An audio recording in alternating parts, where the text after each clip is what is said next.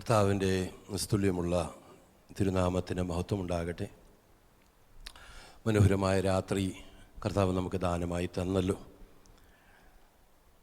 പ്രത്യേക ഒരു പ്രാർത്ഥനാ വിഷയം നാളെ പൊതുവായി പറയപ്പെടുന്ന ഹർത്താലാണ്. വളരെ പ്രതീക്ഷയോടെ നമ്മൾ ഇവിടെ മീറ്റിംഗൊക്കെ വെച്ചിരിക്കുമ്പോഴേ നാളെ പൊതുവായി വണ്ടികളെല്ലാം ബ്ലോക്ക് ചെയ്യുന്നതായിട്ട് ഞാനൊരു വാർത്ത കണ്ടു. നമുക്കറിയാം, ഈ കഴിഞ്ഞ 2 ആഴ്ചകൾക്ക് മുൻപാണല്ലോ ഒരു ചെറുപ്പക്കാരൻ സൂയിസൈഡ് ചെയ്യാനിടയായത്. അത് നിമിത്തം കർക്കശമായിട്ട് അവർ പറഞ്ഞിരിക്കുക. എൻ്റെ മാതാവ് ഇപ്പോൾ വിളിച്ചു പറഞ്ഞു, നാളത്തെ ദിവസം ഇങ്ങനെ ആയിരിക്കും, വല്ലതും ഉണ്ടെങ്കിൽ മേടിച്ചോണം.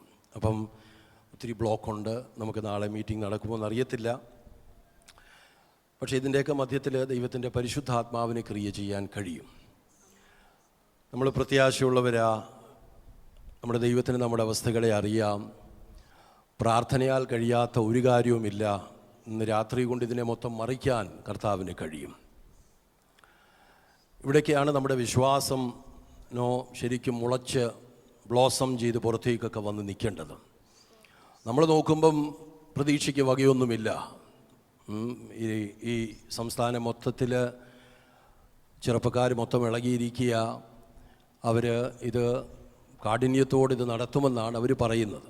എങ്കിലും ജസ്റ്റ് ഒന്ന് ഓർമ്മപ്പെടുത്തിയതേ ഉള്ളൂ. നമുക്ക് പ്രാർത്ഥിക്കണം. നാളെ ഒരു ദൈവത്തിൻ്റെ ഭൃത്യം നമ്മുടെ മധ്യത്തിലേക്ക് ശുശ്രൂഷിക്കേണ്ടതാണ്. ഇതെല്ലാം ബ്ലോക്കാകും.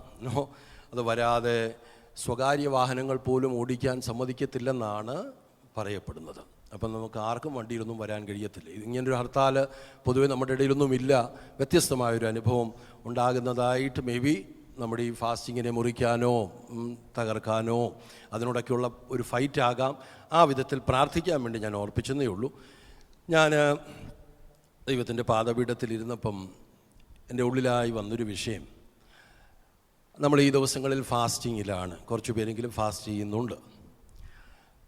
ക്രിസ്തീയ ജീവിതത്തിൻ്റെ ഏറ്റവും മാർമികമായിട്ടുള്ള ഒരു വിഷയമാണ് ഫാസ്റ്റിംഗ്.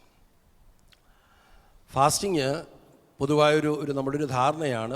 നമ്മുടെ ആവശ്യങ്ങൾ കൊണ്ടുവച്ച് അതൊക്കെ എങ്ങനെങ്കിലും അറിയാതാണെങ്കിലും നമ്മളങ്ങനെ സമ്മതിക്കാറില്ലെങ്കിലും അംഗീകരിക്കാറില്ലെങ്കിലും നമ്മൾ ഒത്തിരി കാര്യങ്ങൾ ദൈവസന്നിധി നിരത്തി വെച്ചിട്ട് അതെല്ലാം പ്രാപിച്ചെടുക്കാൻ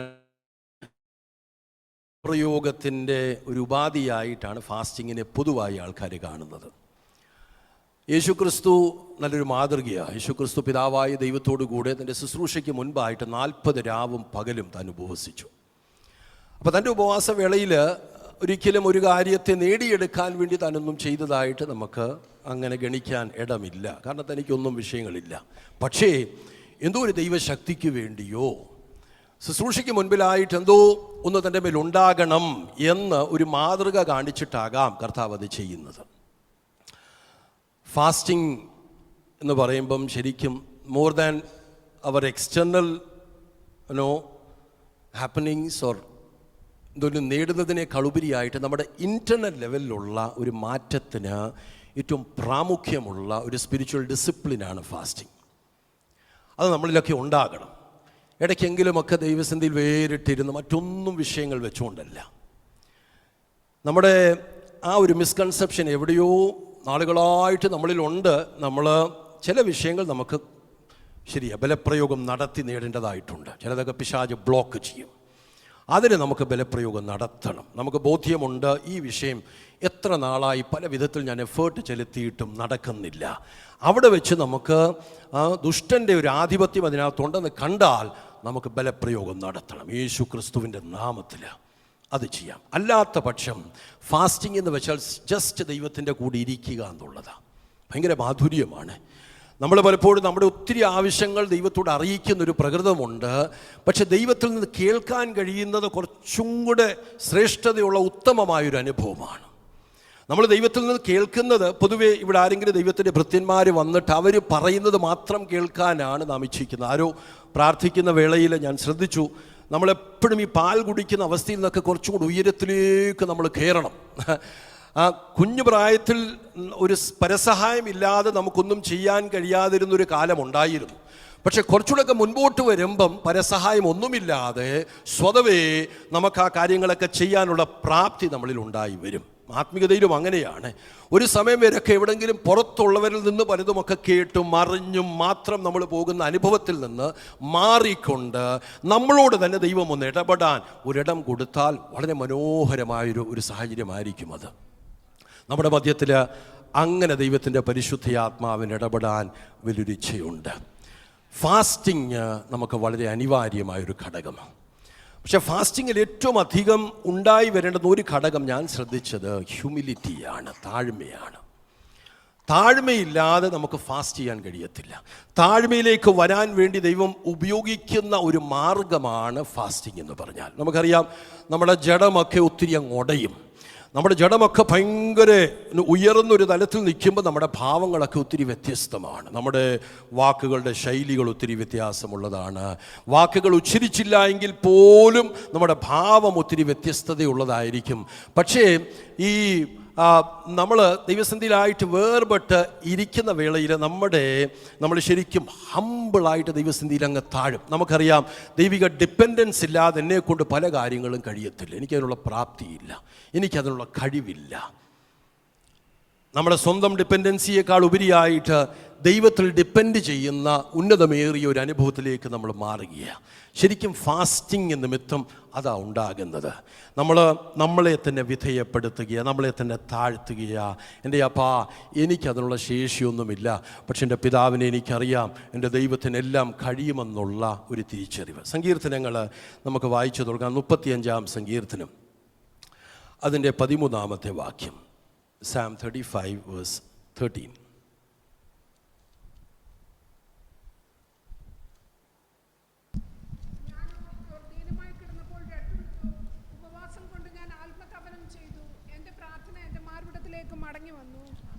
ദാവീദിൻ്റെ സ്ഥിരമായിട്ടുള്ളൊരു പ്രാർത്ഥനയുടെ ശൈലിയാണ് ഉപവസിച്ചുകൊണ്ട്, റെട്ടെടുത്തുകൊണ്ട്, വേറിട്ട് തൻ്റെ ജീവിതത്തിലെ സങ്കീർണമായ സാഹചര്യങ്ങളെ മൊത്തം നേരിടുന്നത് അങ്ങനെയാണ്.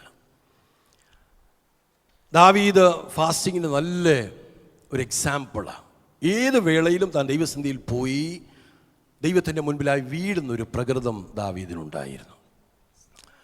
ഫാസ്റ്റിങ്ങിനിടയിൽ അതാണ്, ഞാനോ റെട്ടെടുത്തു എന്ന് വെച്ചാൽ എല്ലാത്തിൽ നിന്നും ഐസൊലേറ്റഡായി, ഒറ്റപ്പെട്ട് മാറി, പ്രകടമാക്കാൻ വേണ്ടിയൊന്നുമല്ല, തന്നെ തന്നെ വിധേയപ്പെടുത്തി ദൈവത്തോടായി നിലവിളിക്കുന്ന ഒരു അനുഭവമാണ് ശരിക്കും ഫാസ്റ്റിങ്ങിലൊക്കെ വെളിപ്പെട്ടു വരുന്നത്. നമ്മളിലൊക്കെ അങ്ങനത്തെ ഒരു അനുഭവം ഉണ്ടാകണം. ദൈവത്തിന് സ്തോത്രം. ദാവീദ് നന്നായിട്ടത് ചെയ്ത മനുഷ്യനാണ്. ദാവീദ് ജീവിതത്തിലെ ഒത്തിരി ഉദാഹരണങ്ങൾ പ്രാപിക്കാൻ ഉപയോഗിച്ചൊരു ഉപാധിയാണ് ഫാസ്റ്റിങ്. ഞാൻ ദൈവത്തിന് സ്തോത്രം ചെയ്യുന്നു. ഫാസ്റ്റിങ്ങിനോടനുബന്ധിച്ച് ഒത്തിരി വചനങ്ങളൊക്കെ ഞാൻ രേഖപ്പെടുത്തിയിട്ടുണ്ട്. ഒരു കാര്യം പക്ഷേ എൻ്റെ ശ്രദ്ധയിൽ വന്നത്, ഈ ഫാസ്റ്റിങ്ങിൽ വേണ്ടുന്ന ഒരു പ്രധാനപ്പെട്ട ഘടകമാണല്ലോ ഹംബിൾനെസ്, ഹ്യൂമിലിറ്റി. ഈ ഹ്യൂമിലിറ്റി നമ്മൾ, ദൈവമേ എനിക്ക് താഴ്മ തരണമേ എന്ന് നമ്മൾ മറ്റുള്ളവരോട് പ്രാർത്ഥനയ്ക്ക് അപേക്ഷിക്കുന്നതിൽ അർത്ഥമില്ല. കാരണം ഒത്തിരി വാക്യങ്ങൾ നമ്മൾ വായിച്ചു വരുമ്പോഴേ, മത്തായിയുടെ സുവിശേഷം 23-ാമത്തെ അധ്യായം അതിൻ്റെ 12-ാമത്തെ വാക്യം ഒന്ന് വായിച്ചാട്ടെ. മത്തായി 23, 12-ാമത്തെ വാക്യം.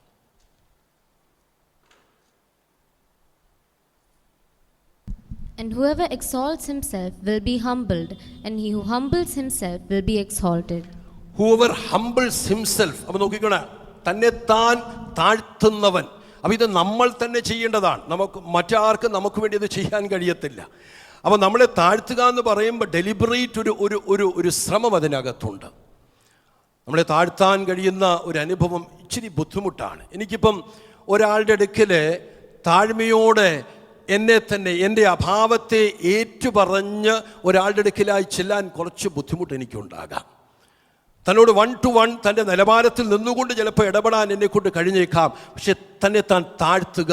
Whoever humbles himself will be exalted. Whoever exalts himself will be humbled എന്നാണ്. തന്നെ താൻ ഉയർത്തുന്നവനെല്ലാം ദൈവം താഴ്ത്തും. തന്നെ താൻ അപ്പോൾ ഉയർത്താൻ നമ്മളെ കൊണ്ട് പറ്റുമെന്നല്ലയോ അതിൻ്റെ അർത്ഥം. ചില വേളകളൊക്കെ നമ്മൾ ഉയരത്തിൽ നിന്നുകൊണ്ട് സംസാരിക്കും, ഉന്നതമായ ഭാവത്തിൽ ഇടപെടും. അങ്ങനെ ഉള്ളവരെ തിരുവചനം പറയുക, അവരെ ദൈവം എന്തോ ചെയ്യും? താഴ്ത്തും. തന്നെ താൻ താഴ്ത്തുന്നവരെ ദൈവം ഡെലിബറേറ്റ് ആയിട്ട് നമ്മൾ എന്തോ ചെയ്യണം? നമ്മളെ താഴ്ത്തണം. ക്രിസ്ത്യാനിത്വത്തിൻ്റെ ഏറ്റവും വലിയ സവിശേഷത എന്താണെന്ന് പ്രകൃതിയിലൂടെ വെളിപ്പെടണമെന്നുണ്ടെങ്കിൽ ഞാൻ മനസ്സിലാക്കുന്നത് അവരിൽ ആദ്യം വെളിപ്പെടുന്ന താഴ്മയായിരിക്കും. Much more than anything. എത്ര വലിയ കഴിവും കൃപാവരങ്ങളും പ്രാപ്തരും ഭയങ്കര വാഗ്മികളും വാക്ചാതുര്യമുള്ളവരും ഒക്കെ ആയാലും നമുക്ക് ചിലപ്പം അതിലൂടെ സ്വാധീനിക്കപ്പെട്ടേക്കാം. പക്ഷെ ഒരുവൻ ശരിക്കും ക്രിസ്തുവിലാണെന്ന് വെളിപ്പെട്ട് വരുന്നത് അവൻ്റെ താഴ്മയിലൂടെ ആയിരിക്കും. താഴ്മയില്ലയോ ഓർക്കണം, ശരിക്കും കർത്താവിൽ തന്നെ നിൽക്കുന്നില്ല. നമ്മളിൽ ആ ഭാവം ഉണ്ടാകണം. പുറം ലോകം നമ്മളെ വീക്ഷിക്കുന്നവരാണെന്നുള്ളത് നമ്മൾ ഒരിക്കലും മറന്നു പോകരുത്. നന്നായിട്ട് നമ്മളെ നിരീക്ഷിക്കുന്നവർ, നമ്മുടെ പ്രാർത്ഥനയോ നമ്മുടെ പാട്ടോ നമ്മുടെ വലിയ ഇതൊന്നും കൊണ്ട് അവരാരും സ്വാധീനിക്കപ്പെടത്തില്ല, ഉറപ്പാണ്. പക്ഷേ നമ്മുടെ ആ ഇടപാടുകളൊക്കെ അവർ കാണുമ്പോഴേ അവർക്കറിയാം എന്തോ ഒരു സവിശേഷത ഇവരിലുണ്ടാകും. തന്നെ താൻ താഴ്ത്തുന്നവനെ ഉയർത്തുന്നവനായ ദൈവം, തന്നെ താൻ ഉയർത്തുന്നവനെ നേരെ തിരിച്ചുമാണ്. അവരെ ദൈവം എന്തോ ചെയ്യും? താഴ്ത്തും. ചില ഭയങ്കര ഉന്നതമായിട്ട് ഇടപെടും, ഭയങ്കര ഭാവത്തിലൊക്കെ സംസാരിക്കും. അത് വിശ്വാസ സമൂഹത്തിലാണെങ്കിലും വേലക്കാരുടെ മധ്യത്തിലാണെങ്കിൽ പോലും ഉന്നതമായ ഭാവത്തിൽ സംസാരിക്കുന്നവരുണ്ട്. ഇത് ഭയങ്കര ഡേഞ്ചറാണ്, അത് വരരുത്. ദൈവത്തിൻ്റെ കൃപയാൽ ചിലപ്പോൾ ഇനിയും കേൾക്കുന്ന ദൈവത്തിൻ്റെ ശബ്ദങ്ങളൊക്കെ വ്യത്യസ്തമാകാം. ഇന്ന് രാവിലെ കർത്താവിൻ്റെ ദാസൻ ജിജി പാസ്റ്ററും ഞാനും ഇവിടെ സ്ഥിരം ഇവിടെ ഉള്ളത് കൊണ്ട് നിങ്ങളോട് ഞാൻ വളരെ മയത്തോടെ ഈ കാര്യങ്ങൾ അറിഞ്ഞുകൊണ്ട് ഞാൻ സംസാരിക്കുന്നത്. കാരണം എൻ്റെ സ്പിരിറ്റിൽ എനിക്ക് ബോധ്യമുള്ളൊരു കാര്യമാണ് ഞാൻ അറിയിക്കുന്നത്. സംവേർ ഈവൻ വെൻ നമുക്ക് ഒത്തിരി ക്വാളിറ്റീസ് ഉണ്ടാകാം, പക്ഷെ ദൈവത്തിന് നമ്മളിൽ ക്രിയ ചെയ്യാൻ കഴിയണമെന്നുണ്ടെങ്കിൽ പരിശുദ്ധാത്മാവ് നമ്മെ ഓർപ്പിക്കുകയാണ്, we need to be humbling our self. ഇതൊരു മർമ്മമാണ്. നമ്മൾ മറ്റു പലതുമൊക്കെ ശ്രമിക്കുന്നവരല്ലയോ? ഭയങ്കര ആത്മശക്തിയുടെ നിറവിൽ നമ്മൾ പലതുമൊക്കെ ശാസിച്ച് നോക്കിയിട്ടില്ലയോ? ആത്മശക്തിയിൽ നമ്മൾ പലതുമൊക്കെ പ്രസ്താവിച്ച് നോക്കിയിട്ടില്ലയോ? പ്രവചന ശബ്ദങ്ങളൊക്കെ നമ്മുടെ മധ്യത്തിൽ പുറപ്പെടുന്നില്ലയോ? ഇതെല്ലാം ഉള്ളപ്പോഴും അതിനേക്കാൾ അപ്പുറം നിൽക്കുന്ന ഉന്നതമായൊരു തലം ആത്മാവിൻ്റെ ബോധ്യത്തിൽ നിന്നുകൊണ്ട് ഞാൻ പറയാം, എന്തോ ചെയ്യണം? നമ്മളെ തന്നെ ഡെലിബറേറ്റ് ആയിട്ട് താഴ്ത്തണം. ഒത്തിരി ഇടങ്ങളിൽ നമ്മളെ താഴ്ത്തണം. മത്തായിയുടെ സുവിശേഷം 18-ാമത്തെ അധ്യായം 4-ാമത്തെ വാക്യം, Matthew chapter 18 verse 4. Therefore, whoever humbles himself as this little child is the greatest in the kingdom of heaven. ആരെങ്കിലും ഈ കൊച്ചു കുഞ്ഞിനെ പോലെ തന്നെ താൻ താഴ്ത്തുന്നുവെങ്കിൽ അവര് സ്വർഗരാജ്യത്തിൽ ഏറ്റവും ഉയർന്നവരായിരിക്കും. അപ്പം അറിഞ്ഞുകൊണ്ട് നമ്മളെ താഴ്ത്തുക. ഹംബിൾനെസ് മറ്റാർക്കും നമ്മളിൽ ചെയ്തു തരാൻ കഴിയുന്നൊരു കാര്യമല്ല. അത് നമ്മൾ തന്നെ ഡെലിബറേറ്റ് ആയിട്ട് ചെയ്യണം. നമുക്കറിയാമല്ലോ നമ്മൾ എവിടെയൊക്കെ ഇടപെടുമ്പോഴാണ് കുറച്ച് ഉന്നത ഭാവത്തിലൊക്കെ സംസാരിക്കുന്നത്. ചിലപ്പോൾ കുടുംബത്തിലാകാം, ഭാര്യയോടോ ഭർത്താവിനോടോ ഒക്കെ നമ്മുടെ ഇടപാടുകളിലൊക്കെ അത് വെളിപ്പെടും. ചിലപ്പം നമ്മുടെ സ്നേഹിതരോടാകാം, മറ്റേ മക്കളോടാകാം, എവിടെയെങ്കിലുമൊക്കെ ഉണ്ടാകും ഇത്. ഈ ഭാവം നമ്മളിൽ മാറണം. നമുക്കെന്നുള്ള ഒരു കൊച്ചു കുഞ്ഞിനെ പോലെ. ഈ കുഞ്ഞിനെ കണ്ടിട്ടുണ്ടോ? കുഞ്ഞുങ്ങളൊക്കെ പലതുമൊക്കെ ചെയ്തേക്കാം, വിക്രിയകളൊക്കെ പലതും കണ്ടേക്കാം. പക്ഷെ എവിടെയെങ്കിലുമൊക്കെ വരുമ്പം അവരിലുള്ളൊരു ഭാവമുണ്ട്, താഴ്മയുടെ ഒരു ഭാവമുണ്ട്. നമുക്കറിയാം അവരെത്ര ചാടിയാലും വലിയവരായിട്ടൊക്കെ ധരിപ്പിച്ചാലും എവിടെയെങ്കിലുമൊക്കെ വരുമ്പോൾ അവരിൽ ആ താഴ്മയുടെ അംശം നമുക്ക് പ്രകടമാണ്. അതുപോലൊരു കൊച്ചു കുഞ്ഞിനെ പോലെ നമ്മെ തന്നെ താഴ്ത്താൻ നമുക്ക് കഴിയണം. നമ്മളങ്ങനെ താഴ്ത്തുന്നുണ്ടെങ്കിൽ നമ്മൾ എവിടെയാ? സ്വർഗരാജ്യത്തിൽ നമുക്ക് എന്തായിത്തീരും? നമുക്കെന്താ ലഭിക്കുന്നത്?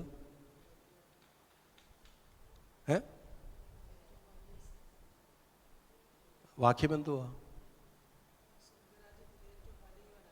സ്വർഗരാജ്യത്തിൽ നമ്മൾ ഏറ്റവും വലിയവരാണ്. അപ്പോൾ ആരാ ഏറ്റവും വലിയവരാകാൻ പോകുന്നത്? ഈ ഭൂമിയിലൊന്നും വൻ ക്രിയകൾ ചെയ്യുന്നവരൊന്നുമല്ല കേട്ടോ. നമ്മൾ ഉദ്ദേശിക്കുന്നത് പോലെ നമുക്കൊരു മിഥ്യാധാരണയാണ്, ഭയങ്കര ആത്മാക്കളെ നേടി. ഇതൊക്കെ നല്ല കാര്യങ്ങൾ, ഇതൊക്കെ അതിനകത്ത് നടക്കേണ്ടതാണ്.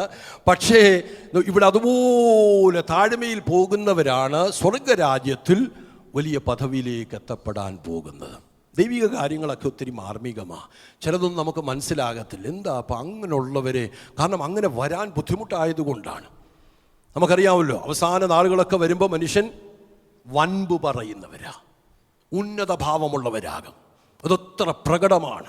ഏതെടുത്ത് നമുക്ക് കാണാൻ കഴിയും. ഏത് ഓഫീസിൽ ചെന്നാലും കാണാൻ കഴിയും. സാധാരണ നിലയിൽ ഇടപെടുന്നവരോട് നമ്മൾ ഇടപെട്ട് വരുമ്പോൾ നമുക്ക് കാണാൻ കഴിയും ഭയങ്കര ഉയരത്തിലാ ജനം പൊതുവെ നിൽക്കുന്നത്. ഈ ഭാവമൊക്കെ മാറി വരണമെന്നുണ്ടെങ്കിൽ ഫാസ്റ്റിംഗ് ആകുന്നൊരു ഉപാധി നല്ലതാണ്. അവിടെ നമുക്ക് എന്തായാലും നമ്മൾ വേറിട്ടിരിക്കുന്ന സമയത്ത് നമ്മൾ എന്തോ ചെയ്യും? കർത്താവിനോട് ഒത്തിരി അടുത്ത് ബന്ധപ്പെടും. അവിടെ ബന്ധപ്പെടുമ്പോൾ ദൈവത്തിൻ്റെ പരിശുദ്ധാത്മാവ് നമുക്ക് ബോധ്യമാകും. നമ്മൾ എവിടെ നിൽക്കുന്നവരാണ്, നമ്മുടെ ഭാവം എങ്ങനെയുണ്ട്, നമ്മൾ ആരാണ്. അതിനൊക്കെ മുമ്പേ നമ്മളോട് ഒത്തിരി പേര് അടുക്കൽ വന്ന് ഒത്തിരി നമ്മുടെ സ്തുതികളൊക്കെ പറയുന്നവരാകാം, നമ്മളെ പുകഴ്ത്തുന്നവരാകാം, വൻ കാര്യങ്ങളൊക്കെ പറഞ്ഞവരാകാം. പക്ഷെ ഇതൊന്നും അല്ല ശരിക്കും ദൈവം നമ്മളെക്കുറിച്ച് നിഗമിച്ചിരിക്കുന്നത്. ദൈവത്തിൻ്റെ കാഴ്ചപ്പാടുകൾ വ്യത്യസ്തമാണ്. നമ്മളെ തന്നെ ദൈവത്തിൻ്റെ അടുക്കലായി താഴ്ത്തണം. രാത്രിയിൽ പരിശുദ്ധാത്മാവ് വീണ്ടും ഓർപ്പിക്കാൻ നമ്മൾ തന്നെ അത് ചെയ്യണം. ദൈവത്തിന് സ്തോത്രം ചെയ്യുന്നു. യാക്കോബ് 4-ാമത്തെ അധ്യായം അതിൻ്റെ 10-ാമത്തെ വാക്യം വായിച്ചാട്ടെ. James chapter 4 verse 10.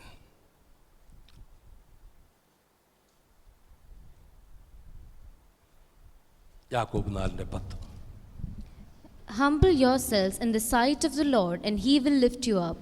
Humble yourselves. നമ്മളെ തന്നെ ദൈവത്തിൻ്റെ ദൃഷ്ടിയിൽ നമ്മളെ തന്നെ താഴ്ത്തണം. അപ്പോൾ അങ്ങനെയുള്ളൊരു ദൈവം എന്തോ ചെയ്യും? ഉയർത്തും. ഭയങ്കരമാണ്. പൊതുവെ ലോകപ്രകാരം ആരായിരിക്കും ഉയരുന്നത്? കഴിവുള്ളവർ, പ്രാപ്തിയുള്ളവർ, അറിവുള്ളവർ, അവരൊക്കെ ഉയരും. ഞാൻ ഈ അബ്ദുൽ കലാമിൻ്റെ ഇതൊക്കെ ഞാൻ ചില സമയങ്ങളിലൊക്കെ ശ്രവിക്കും. അബ്ദുൽ കലാം അറിവൊത്തിരിയുള്ള മനുഷ്യനാണ്. പക്ഷെ തൻ്റെ ഇംഗ്ലീഷൊക്കെ വളരെ പൂവറാണ്. ഒരു നല്ല ഇംഗ്ലീഷൊന്നുമല്ല താൻ പറയുന്നത്. പക്ഷെ ഭയങ്കര അറിവാണ്, ഭയങ്കര ഇൻ്റലക്ച്വലാണ് താൻ. അത് നിമിത്തം എന്തോ പറ്റി? ഔന്നിത്യത്തിലേക്ക് താൻ വന്നു. നല്ല കാര്യമാണ്. പക്ഷെ താൻ ഹമ്പിളായ മനുഷ്യനാണ്. അങ്ങനെ ഒരു ഗുണം തനിക്കുണ്ട്. പക്ഷെ നമ്മുടെ പ്രമാണം, ദൈവത്തിൻ്റെ പ്രമാണം, നമ്മളെന്തോ തൻ്റെ കണ്ണിൻ്റെ മുൻപിൽ നമ്മളെ തന്നെ താഴ്ത്തണം. ദൈവത്തിൻ്റെ ജനമേ, നമ്മൾ ഒത്തിരി ആത്മാവിലൊക്കെ ആകുന്ന അനുഭവങ്ങൾ ഉണ്ടാകാം. എനിക്കും ഒത്തിരി ഇഷ്ടമാണ് ആത്മാവിൽ ദൈവത്തെ ആരാധിക്കുന്നത്. പക്ഷെ ഒത്തിരി ഇടങ്ങൾ ഞാൻ ശ്രദ്ധിച്ചിട്ടുള്ളത് 21 ദിവസം ഉപവാസ പ്രാർത്ഥന, ഭയങ്കര ആത്മപകർച്ചയും ആത്മസാന്നിധ്യവും ഒക്കെ നമ്മൾ പറയും. ഇതെല്ലാം കഴിഞ്ഞിട്ട് ലാസ്റ്റിൽ വന്ന് ഏത് വചനമാണ് നമ്മളെ സ്പർശിച്ചത് എന്ന് ചോദിച്ചാൽ ഒത്തിരി പേർക്കൊന്നും അറിയത്തില്ല. ഇതെല്ലാം ആ സമയത്ത് ചെയ്യാറുണ്ടെങ്കിലും ഒന്നും അറിയത്തില്ല. എൻ്റെ കാരണം എന്നറിയോ? എനിക്ക് ചിലപ്പോഴെങ്കിലും തോന്നും ഈ വളരെ വളരെ ശാന്തമായിട്ട് നിന്ന് തിരുവചനം നമ്മുടെ അകത്തേക്കൊക്കെ ഒന്ന് പതുക്കെ ഒന്ന് കയറണം. അതല്ലയോ കുറച്ചുകൂടെ ഒക്കെ മേൽത്തരം. മറ്റേതൊക്കെ രസകരമായി തോന്നിയേക്കാം, ചില സമയങ്ങളിലൊക്കെ അത് ആവശ്യമുണ്ടായേക്കാം. അതിന് ഞാൻ ചോദ്യം ചെയ്യുകയല്ല, നല്ലതാണ്. പക്ഷേ നല്ല പങ്ക് നമ്മുടെ മധ്യത്തിൽ എവിടെയോ നഷ്ടമായി പോയതുണ്ടല്ലോ. നല്ല വചനം ശാന്തമായിട്ട് നമ്മുടെ അകത്തേക്ക് വരുന്ന ആ ഒരു അനുഭവമൊക്കെ അങ്ങ് പോയി. നമ്മൾ ഇവിടെ ഇങ്ങനെ നിൽക്കുക, ഭയങ്കര ഒരു മഴ പെയ്യുമ്പോൾ ഞാൻ ശ്രദ്ധിച്ചിട്ടുണ്ട് നമ്മുടെ ഫ്രണ്ട് മൊത്തം ചള്ളയാകുന്നത് മാത്രമല്ല, ചിലപ്പം വെള്ളം അങ്ങ് നിറയും. ഇവിടെ വണ്ടി എടുത്തുകൊണ്ട് പോകാൻ പോലും ബുദ്ധിമുട്ടാകും. ഈ ഫ്രണ്ടിൻ്റെ അനുഭവം പറയുക. പക്ഷെ ചെറിയ മഴയാണെങ്കിൽ നല്ല ഒരു നനവായിരിക്കും. അതിന് നല്ലൊരു മണം കാണും, സോഫ്റ്റ്നെസ് കാണും, വണ്ടിയൊക്കെ മൂവ് ചെയ്യാൻ കുറച്ചുകൂടെ സുഗമമാകും. ഇതാണ് ചെറിയ തോതിലുള്ളത്. നമുക്കൊക്കെ കേൾക്കണം, നമ്മുടെ അകത്തേക്ക് ചെല്ലണം. അത് നമുക്ക് മാനസാന്തരത്തിന് ഉരുവാകുന്നതായിട്ട് മാറണം. ഇങ്ങനൊരു മാറ്റം വരുന്നില്ല എങ്കിൽ നമ്മൾ എവിടെയോ മറ്റ് പലതുമൊക്കെ കേട്ടിട്ടും നമ്മൾ പൊതുവായിട്ട് നിൽക്കുന്നത് ഞാൻ ശ്രദ്ധിച്ചിട്ടുണ്ട്. ആൾക്കാർ നമ്മുടെ മധ്യത്തിൽ നിൽക്കുന്നത് പ്രവചന ശബ്ദം കേൾക്കാനാണ്. അയ്യോ, ഞാൻ ഒത്തിരി എളിയൊരു ദൈവത്തിൻ്റെ ദാസൻ എന്നുള്ള നിലയ്ക്ക് ഞാൻ പറഞ്ഞോട്ടെ, നമ്മളെന്തുവാ പ്രവചന ശബ്ദത്തിൽ കേൾക്കേണ്ടത്? എന്താണ് നമ്മൾ കേൾക്കുന്നത്? നമ്മളിപ്പോൾ ഒത്തിരി ഉന്നതമാക്കുമെന്നോ എന്തുവാ അതിനകത്തുള്ളത്? ഇപ്പം നമ്മളിപ്പോൾ സ്വീഡനിലേക്ക് പോകാൻ ദൈവം ഒരു വഴി തുറക്കുന്നു. ഇപ്പം ഞാനൊരു വീട്ടിൽ ചെന്നപ്പം എനിക്ക് ഓർമ്മയുണ്ട്, ആ വീട്ടിൽ ഞാൻ പ്രാർത്ഥിച്ചിട്ട് ഇറങ്ങി വന്നപ്പം എൻ്റെ ആ വീട്ടിലെ അതേ ഒരു ദൈവദാസൻ അദ്ദേഹം പുറകിൽ എൻ്റെ ഓടി വന്നിട്ട് പറഞ്ഞു, കർത്താവിൻ്റെ ദാസനെ, പാരീസ് എന്ന് പറഞ്ഞ സ്ഥലം കേട്ടിട്ടുണ്ടോ? ഞാൻ പറഞ്ഞു കേട്ടിട്ടുണ്ട്. ഞാൻ പാരീസിൽ ദൈവത്തിൻ്റെ ദാസൻ നിൽക്കുന്നതായിട്ട് ഞാൻ ആത്മാവിൽ കാണുകയാണ്. പാരീസിൽ നിൽക്കുന്നതായിട്ട് കേൾക്കാൻ ഇമ്പകരമല്ലയോ?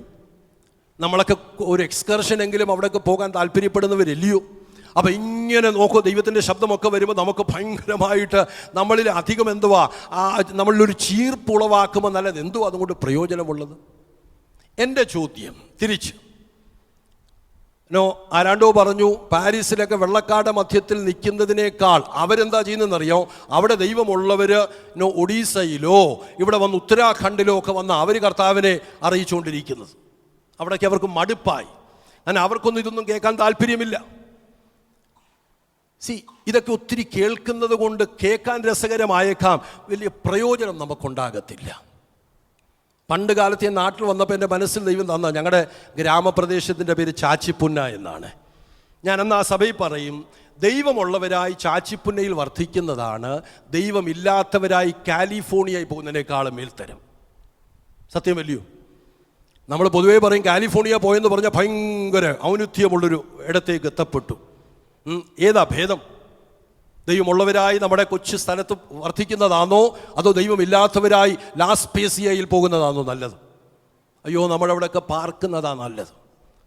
ദൈവജനമേ, നമുക്ക് ഈ നാടുകളിലെ താഴ്മ ധരിക്കാം, അറിഞ്ഞുകൊണ്ട് താഴ്മ ധരിക്കാം. ഞാൻ ദൈവത്തിന് സ്തോത്രം ചെയ്യുന്നു. Humble your self. 1 Peter chapter 5 and verse 6. 1 പത്രോസ് 5-ാമത്തെ അധ്യായം 6-ാമത്തെ വാക്യം. Therefore humble yourselves under the mighty hand of God, that he may exalt you in due time. വ്യത്യസ്തമായിട്ടുള്ള എഴുത്തുകാരാണ് ഇവരൊക്കെ, വ്യത്യസ്തരാണ്. പക്ഷെ ഇവരിലെല്ലാം ഉള്ള സമാനമായൊരു കാര്യം പരിശുദ്ധാത്മാവിലുണ്ട്. എല്ലാവരും വ്യത്യസ്തരാണെങ്കിലും വ്യത്യസ്ത ക്യാരക്ടറുകാരാണെങ്കിലും അവരെല്ലാവരും ഈ വചനം തന്നെ ആവർത്തിച്ചു പറയുകയാണ്. Humble your self. നമ്മൾ തന്നെ നമ്മളെ താഴ്ത്തിയേ പറ്റൂ. മറ്റാർക്കും അത് ചെയ്യാൻ കഴിയത്തില്ല. എനിക്ക് എൻ്റെ കുഞ്ഞിനെ എൻ്റെ അടുക്ക് താഴ്മയെക്കുറിച്ച് പറഞ്ഞു കൊടുക്കാൻ കഴിഞ്ഞേക്കാം, പക്ഷേ എനിക്ക് താഴ്ത്തി, കർത്താവേ ഞാൻ എൻ്റെ കുഞ്ഞിനെ താഴ്ത്തി പ്രാർത്ഥിക്കുന്നു. അങ്ങനെ പ്രാർത്ഥിക്കാൻ വ്യവസ്ഥയില്ല. എങ്ങനെ പ്രാർത്ഥിക്കാൻ പറ്റുമോ? അത് എൻ്റെ കുഞ്ഞ് താൻ തന്നെ താഴണം. ദൈവത്തിൻ്റെ അടുക്കൽ താൻ പറയണം, എനിക്ക് എന്നെ താഴ്ത്താൻ പറ്റും. നമ്മൾ തന്നെ നമ്മളെ താഴ്ത്തി കൊടുക്കണം. എവിടെയോ ദൈവത്താലുള്ള ഉദ്ധാരണമോ വിടുതലോ ദൈവിക നന്മയോ മുടങ്ങിക്കിടക്കുന്നത് നമ്മളിൽ താഴ്മ വെളിപ്പെടാത്തത് കൊണ്ടാണെന്ന് പരിശുദ്ധാത്മാവ് എനിക്ക് ബോധ്യമാക്കുകയാണ്. അത് വെളിപ്പെടണം. ചിലവരോടുള്ള സമീപനമൊക്കെ നമുക്ക് അത്രയ്ക്ക് രസകരമായി തോന്നാറില്ല, അല്ലേ? അത് നമ്മൾ പ്രകടിപ്പിക്കാറുമുണ്ട്. ഇതൊക്കെ എന്തുകൊണ്ടാണെന്നറിയോ? നമ്മൾ ശരിക്കും ഹമ്പിളായി കഴിഞ്ഞാൽ ഏത് മനുഷ്യൻ്റെ അടുക്കൽ ചെന്നാലും നമുക്ക് ബുദ്ധിമുട്ട് വരത്തില്ല. നമ്മളെ ചിലപ്പോൾ അവർ മാനിക്കുന്നവരാകണമെന്നൊന്നുമില്ല. നമ്മുടെ പൊതുവായ ബന്ധത്തിൽ നമ്മളോട് സ്നേഹം പ്രകടിപ്പിക്കുന്നവരും നമ്മളെ ഒത്തിരി അംഗീകരിക്കുന്നവരും മാന്യത കൽപ്പിക്കുന്നവരോട് നമുക്ക് മാന്യത ഉണ്ടാകാം. ഇതൊക്കെ ഒരു ലൗകിക സ്വഭാവമല്ലയോ? ശരിക്കും താഴ്മയുള്ളവരാണെങ്കിലേ അവർക്ക് അങ്ങനൊരു ഭാവം ഉണ്ടാകുമോ? ഉണ്ടാകത്തില്ല. അവരെ അംഗീകരിച്ചാലും അംഗീകരിച്ചില്ലെങ്കിലും അവരെന്തോ ചെയ്യും? അവരെ ഉൾക്കൊള്ളും. നമ്മളിൽ അതുണ്ടാകണം. ഏറ്റവും ബെസ്റ്റ് എക്സാമ്പിൾ നമ്മുടെ യേശു കർത്താവാണ്. യേശു കർത്താവ് എല്ലാ പേഴ്സണാലിറ്റി ട്രേറ്റ്സിൻ്റെയും പിന്നക്കളിൽ നിന്ന മനുഷ്യനാണ്. എല്ലാം സ്നേഹത്തെക്കുറിച്ച് പറഞ്ഞാൽ തന്നിൽ ഏറ്റവും പ്രകടമാണ്. ഫോർഗീവ്നെസ് എന്ന് പറഞ്ഞ ക്യാരക്ടർ പറഞ്ഞാൽ അത് തന്നിൽ പ്രകടമാണ്. പക്ഷേ ശരിക്കും പിശാചിനെ യേശു ക്രിസ്തു ജയിച്ചത് എങ്ങനെയാ? എൻ്റെ ഒരു ചോദ്യമാണ്. പിശാചിനെ യേശു ക്രിസ്തു ജയിച്ചത് എങ്ങനെയാ? ഏത് ഭാവത്തിലൂടെ ജയിച്ചത്? ക്രൂശിലൂടെ ജയിച്ചത്. അപ്പോൾ ക്രൂശ് വരെ താൻ എത്തപ്പെട്ടത് ശരിക്കും തന്നിലുള്ള താഴ്മ കൊണ്ടാണ്. ഓർത്ത് നോക്കിയേ, തന്നെ അടിക്കുകയും ചവിട്ടുകയും തൊഴിക്കുകയും തുപ്പുകയൊക്കെ ചെയ്യുമ്പം ഒരു വാക്ക് പോലും. അവരുടെ ചോദ്യമാണ്, നീ ആരാ? നീ വലിയ പ്രവാചകനില്ലയോ? പറ. നോക്കിക്കോ, യേശുവിനേക്കാൾ യോഗ്യൻ ഏതെങ്കിലും മനുഷ്യനുണ്ടോ അതിന് ഉത്തരം കൊടുക്കാൻ? ഒരു വാക്ക് പോലും പറയാതെ തലകുനിച്ച് രോമം കത്തിരിക്കാൻ കൊണ്ടുവന്ന കുഞ്ഞാടിനെ പോലെ ഒന്നും പറയാതെ. താഴ്മയുടെ പ്രതീകമാണ്. നോക്കി എവിടെ വരെ പോയി? ക്രൂശ് ഓളം താനങ്ങ് പോകുകയാ. താഴ്മയാ. ദൈവജനമേ, നമ്മളിൽ വെളിപ്പെട്ട് വരേണ്ടത് താഴ്മയാണ്. ബാക്കി ഏത് ഭാവമുണ്ടെങ്കിലും പരോപകാരം ചെയ്യുന്നവരാകാം, നല്ല കാര്യമാണ്, വേണം. ഒത്തിരി ഗുണഗണങ്ങളൊക്കെ നമ്മളിൽ ഉണ്ടായേക്കാം. പക്ഷെ ഇന്ന് രാത്രി പരിശുദ്ധാത്മാവ് ഉപവാസത്തോടനുബന്ധിച്ച് നമ്മളെ ഓർപ്പിക്കുന്നൊരു കാര്യം എന്താ? നമ്മളിൽ എന്തുണ്ടാകണം? We need to be humble. താഴ്മയിലേക്ക് വരണം. താഴ്മയുള്ളവരെയൊക്കെ ദൈവം മാനിച്ചിട്ടുണ്ട്. ആഹാബ് എന്ന് പറഞ്ഞൊരു രാജാവിനെ കുറിച്ച് നമുക്കറിയാം, അല്ലേ? ക്രൂരനായ മനുഷ്യനാണ്.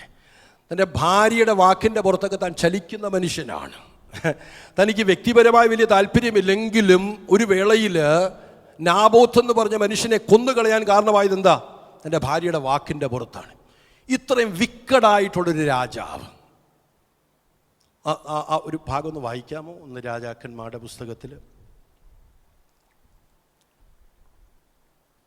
21-ാമത്തെ അധ്യായം 27 മുതൽ 29 വരെയുള്ള വാക്യങ്ങൾ. 1 Kings chapter 21, 27 to 29. So it was when Ahab heard those words that he tore his clothes and put sackcloth on his body and fasted and lay in sackcloth and went about mourning. And the word of the Lord came to Elijah the Tishbite, saying, See how Ahab has humbled himself before me.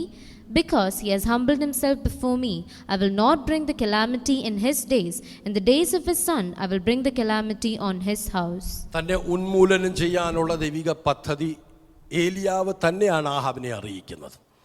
പക്ഷേ ആഹാബ് എന്തോ ചെയ്തു? ഇത് കേട്ട മാത്രയിലെ എൻ്റെ വസ്ത്രമൊക്കെ വലിച്ചു കീറിയിട്ട് റെട്ടൊടുത്തു, ദൈവത്തിൻ്റെ അടുക്കൽ പോയി വീണു, തന്നെ താൻ താഴ്ത്തി. അറിഞ്ഞോണ്ട് രാജാവാണ്, രാജാക്കന്മാർ പൊതുവെ അങ്ങനെയൊന്നും ചെയ്യത്തില്ല കേട്ടോ. പക്ഷെ രാജാവായിരിക്കും അത് താൻ ചെയ്തപ്പോഴേ അത്രമാത്രം ഹമ്പിളായി. ഒറ്റ കാരണം കൊണ്ട് ദൈവം എന്തോ ചെയ്തു? തൻ്റെ ഈ രാജാവിനെ സംബന്ധിച്ചുള്ള തൻ്റെ തീരുമാനത്തെ ദൈവം മാറ്റി. തൻ്റെ ജീവകാലത്ത്, തൻ്റെ കാലത്ത്, തൻ്റെ തലമുറയിൽ ഞാനത് ചെയ്യും, പക്ഷെ തൻ്റെ കാലത്ത് ഞാനത് ചെയ്യത്തില്ല. ദൈവം മാറ്റി. ഏത് കാരണത്താലാണ് മാറ്റിയത്? തന്നെ താൻ താഴ്ത്തിയത് കൊണ്ടാണ്. താഴ്മയുടെ സവിശേഷത കണ്ടു. നമുക്ക് താഴ്മയുണ്ടായി കഴിഞ്ഞാൽ, ഞാൻ പറയാം ദൈവജനത്തോട്, നമ്മൾ നാളുകളായി ഒത്തിരി അവകാശം പറഞ്ഞും പിടിച്ചും പലതുമൊക്കെ പ്രാർത്ഥിച്ചിട്ടുണ്ടല്ലോ. അതൊക്കെ മാറിയിട്ട് പിതാവിൻ്റെ അടുക്കലായി ചെന്ന്, എൻ്റെ അപ്പാ, എൻ്റെ പിതാവേ, എൻ്റെ അപ്പാ, എനിക്ക് ജീവിതത്തിൽ ഒത്തിരി അഭാവങ്ങളുണ്ട്, കർത്താവേ എന്നോട് ക്ഷമിക്കണമേ കർത്താവേ, ഞാൻ എന്നെ താഴ്ത്തുകയാണ്. അപ്പോൾ അതിൻ്റെ പ്രകൃതിയിൽ ഒത്തിരി വൈകല്യങ്ങളുണ്ട് കർത്താവേ, സത്യമാണ് കർത്താവേ. ഇങ്ങനെയൊക്കെ ഒന്ന് വാക്കുകൾ ഉച്ചരിക്കാൻ കഴിയുന്നുണ്ടെങ്കിൽ ഐ ടെൽ യു, ശരിക്കും സ്വർഗം നമ്മുടെ മധ്യത്തിൽ ഇറങ്ങി വരും. പിതാവിന് ആ ശബ്ദമൊക്കെ കേൾക്കുന്നത് ഭയങ്കര ഇഷ്ടമാണ്. പ്രഗത്ഭന്മാരുടെയും പ്രാപ്തന്മാരുടെയും ഒക്കെ വാക്കുകളേക്കാൾ ഉപരിയായിട്ട്, പണ്ഡിതന്മാരുടെ വാക്കുകളേക്കാൾ ഉപരിയായിട്ട് അങ്ങനെ തന്നെ താൻ താഴ്ത്താൻ കഴിയുന്നുണ്ടെങ്കിൽ സ്വർഗം ദൈവം ചായ്ക്കും, ഇറങ്ങും നമ്മുടെ മധ്യത്തിൽ. ഉടച്ചിലിൻ്റെ മധ്യത്തിലായി ക്രിയ ചെയ്യുന്ന ഒരു ദൈവം. എവിടെയോ നമ്മൾ നാളുകളായി വചനമൊക്കെ ഉദ്ധരിച്ച് പ്രാർത്ഥിക്കുന്നുണ്ട്, പക്ഷേ ക്രിയകളൊന്നും നടക്കുന്നില്ല. ആ വാക്ക് തെറ്റായതുകൊണ്ടല്ല, പക്ഷേ അവിടെ നമ്മളെ താഴ്ത്താൻ കഴിയാത്തത് കൊണ്ടാണ്, നമ്മുടെ സമീപനത്തിന് ഇന്നും മാറ്റം വരാത്തത് കൊണ്ടാണ്. ആ വ്യക്തിയോടുള്ള സമീപനം മാറ്റം വല്ലതും വന്നിട്ടുണ്ടോ? ഒരു മാറ്റവും വന്നിട്ടില്ല. ഞാൻ ആത്മാവിൽ നിൽക്കുകയാ, ആരാണ്ടോടൊക്കെയോ ദൈവത്തിൻ്റെ ആത്മാവ് സംസാരിക്കുകയാണെന്ന് എനിക്കറിയാം. ഹല്ലേലൂയ. അങ്ങനെ താഴാൻ കഴിയുന്നില്ല എങ്കിൽ നമ്മുടെ പ്രാർത്ഥനയൊക്കെ ശരിയാകാം, പക്ഷെ ദൈവത്തിന് ക്രിയ ചെയ്യാൻ കഴിയത്തില്ല, നടക്കാതെ പോകും. അത് ജീവകാലത്ത് നടക്കത്തില്ല. വാഗ്ദത്തങ്ങളൊക്കെ കറക്റ്റാണ്, ഒത്തിരി പേര് പറഞ്ഞിട്ടുള്ളതാ, നിറവേറാതെ പോകും. കാരണം എന്താണെന്നറിയാമോ? ദൈവം പറഞ്ഞ തെറ്റായത് കൊണ്ടല്ല, വന്ന ദൈവത്തിന്റെ ഭൃത്യൻ തെറ്റിയത് കൊണ്ടല്ല, പക്ഷെ നമുക്ക് താഴാൻ കഴിയാത്തത് കൊണ്ടാണ്. അത് അറിഞ്ഞുകൊണ്ട് നമ്മൾ ചെയ്തേ പറ്റത്തുള്ളൂ. ഇന്ന് രാത്രി പരിശുദ്ധാത്മാവ് ഓർപ്പിക്കുകയാണ്, എവിടെ ഉന്നത ഭാവം കൊണ്ട് നിൽക്കുന്നത് അത് ഇവിടൊന്നും പ്രകടമാകുന്നില്ല, പക്ഷെ പലയിടങ്ങളിലും പ്രകടമാകുന്നുണ്ട്. ആ ഭാവത്തെ ദൈവം വെറുക്കുന്ന ഒരു ഭാവമാണ്. താഴാൻ കഴിയുന്നുണ്ടോ? ദൈവത്തിന്റെ അത്ഭുതമേറിയ കരം വെളിപ്പെടുമെന്ന് ഇന്ന് രാത്രി കർത്താവ് ഓർപ്പിക്കുക. You need to humble yourself. രാജാവായ മനുഷ്യനാ, അങ്ങനൊന്നും താഴത്തൊന്നുമില്ല, പക്ഷെ താൻ ദൈവത്തിന്റെ അടുക്കലായി ചെന്ന് വീണു. അതിനേക്കാൾ വലിയവരാണോ നാം? നമുക്ക് ശരിക്കും പുകഴാൻ സത്യം പറഞ്ഞാൽ വല്ലതും ഉണ്ടോ? ചിലപ്പോഴൊക്കെ എനിക്ക് തോന്നാറുണ്ട്, എന്താ പുകഴാനുള്ളത്? ഒരു കാര്യവും പുകഴാനില്ല. നൈമിഷികരാണ് നമ്മളൊക്കെ. ഒറ്റ നിമിഷം കൊണ്ട് നമ്മുടെ താളം മൊത്തം തെറ്റും. ഇന്ന് കംഫർട്ടബിളായി തോന്നും, സ്വസ്ഥതയിലാണ് ഞാൻ വർദ്ധിക്കുന്നതെല്ലാം സുഗമമാണെന്നൊക്കെ തോന്നി വരുന്ന സമയത്ത്, നമുക്ക് നമ്മുടെ ഫെബിനെ അറിയാമല്ലേ? ഫെബിൻ കഴിഞ്ഞ ആഴ്ച വന്ന് സാക്ഷ്യം പറഞ്ഞു. ഞങ്ങളുടെ നാടിനടുത്താണ് താൻ താമസിക്കുന്നത്. ഉന്നതമായ പശ്ചാത്തലമാണ്, ഭയങ്കര വിശാലമായ വീടാണ്, എല്ലാ സൗകര്യങ്ങളും തനിക്കുണ്ട്. ഇതെല്ലാം ഇരിക്കും, നോക്കിക്കോ, എത്രയോ തോട്ടങ്ങൾ അവർക്കുണ്ട്.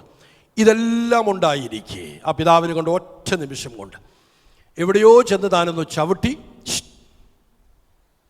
ആ കയറ് വലിച്ചുകൊണ്ട് തന്നെ പോയി മുറിച്ചു മാറ്റേണ്ടി വന്നു. മനുഷ്യൻ്റെ ക്ഷണികത്വം ഞാൻ പറയുകയാണ്. ദൈവജനമേ, നമുക്കൊന്നിലും പുകഴാനില്ലേ? ഇനി പുകഴാനില്ലെങ്കിൽ പിന്നെ നമുക്ക് എന്താ ചെയ്യാനുള്ളത്? പുകഴാനില്ലെങ്കിൽ എഡ്വടങ്ങളെ പിന്നെ നമുക്ക് എന്താ ചെയ്യാനുള്ളത്? ഇതല്ല ഉള്ളു, വേറെ വല്ലതും ഉണ്ടോ നമുക്ക്?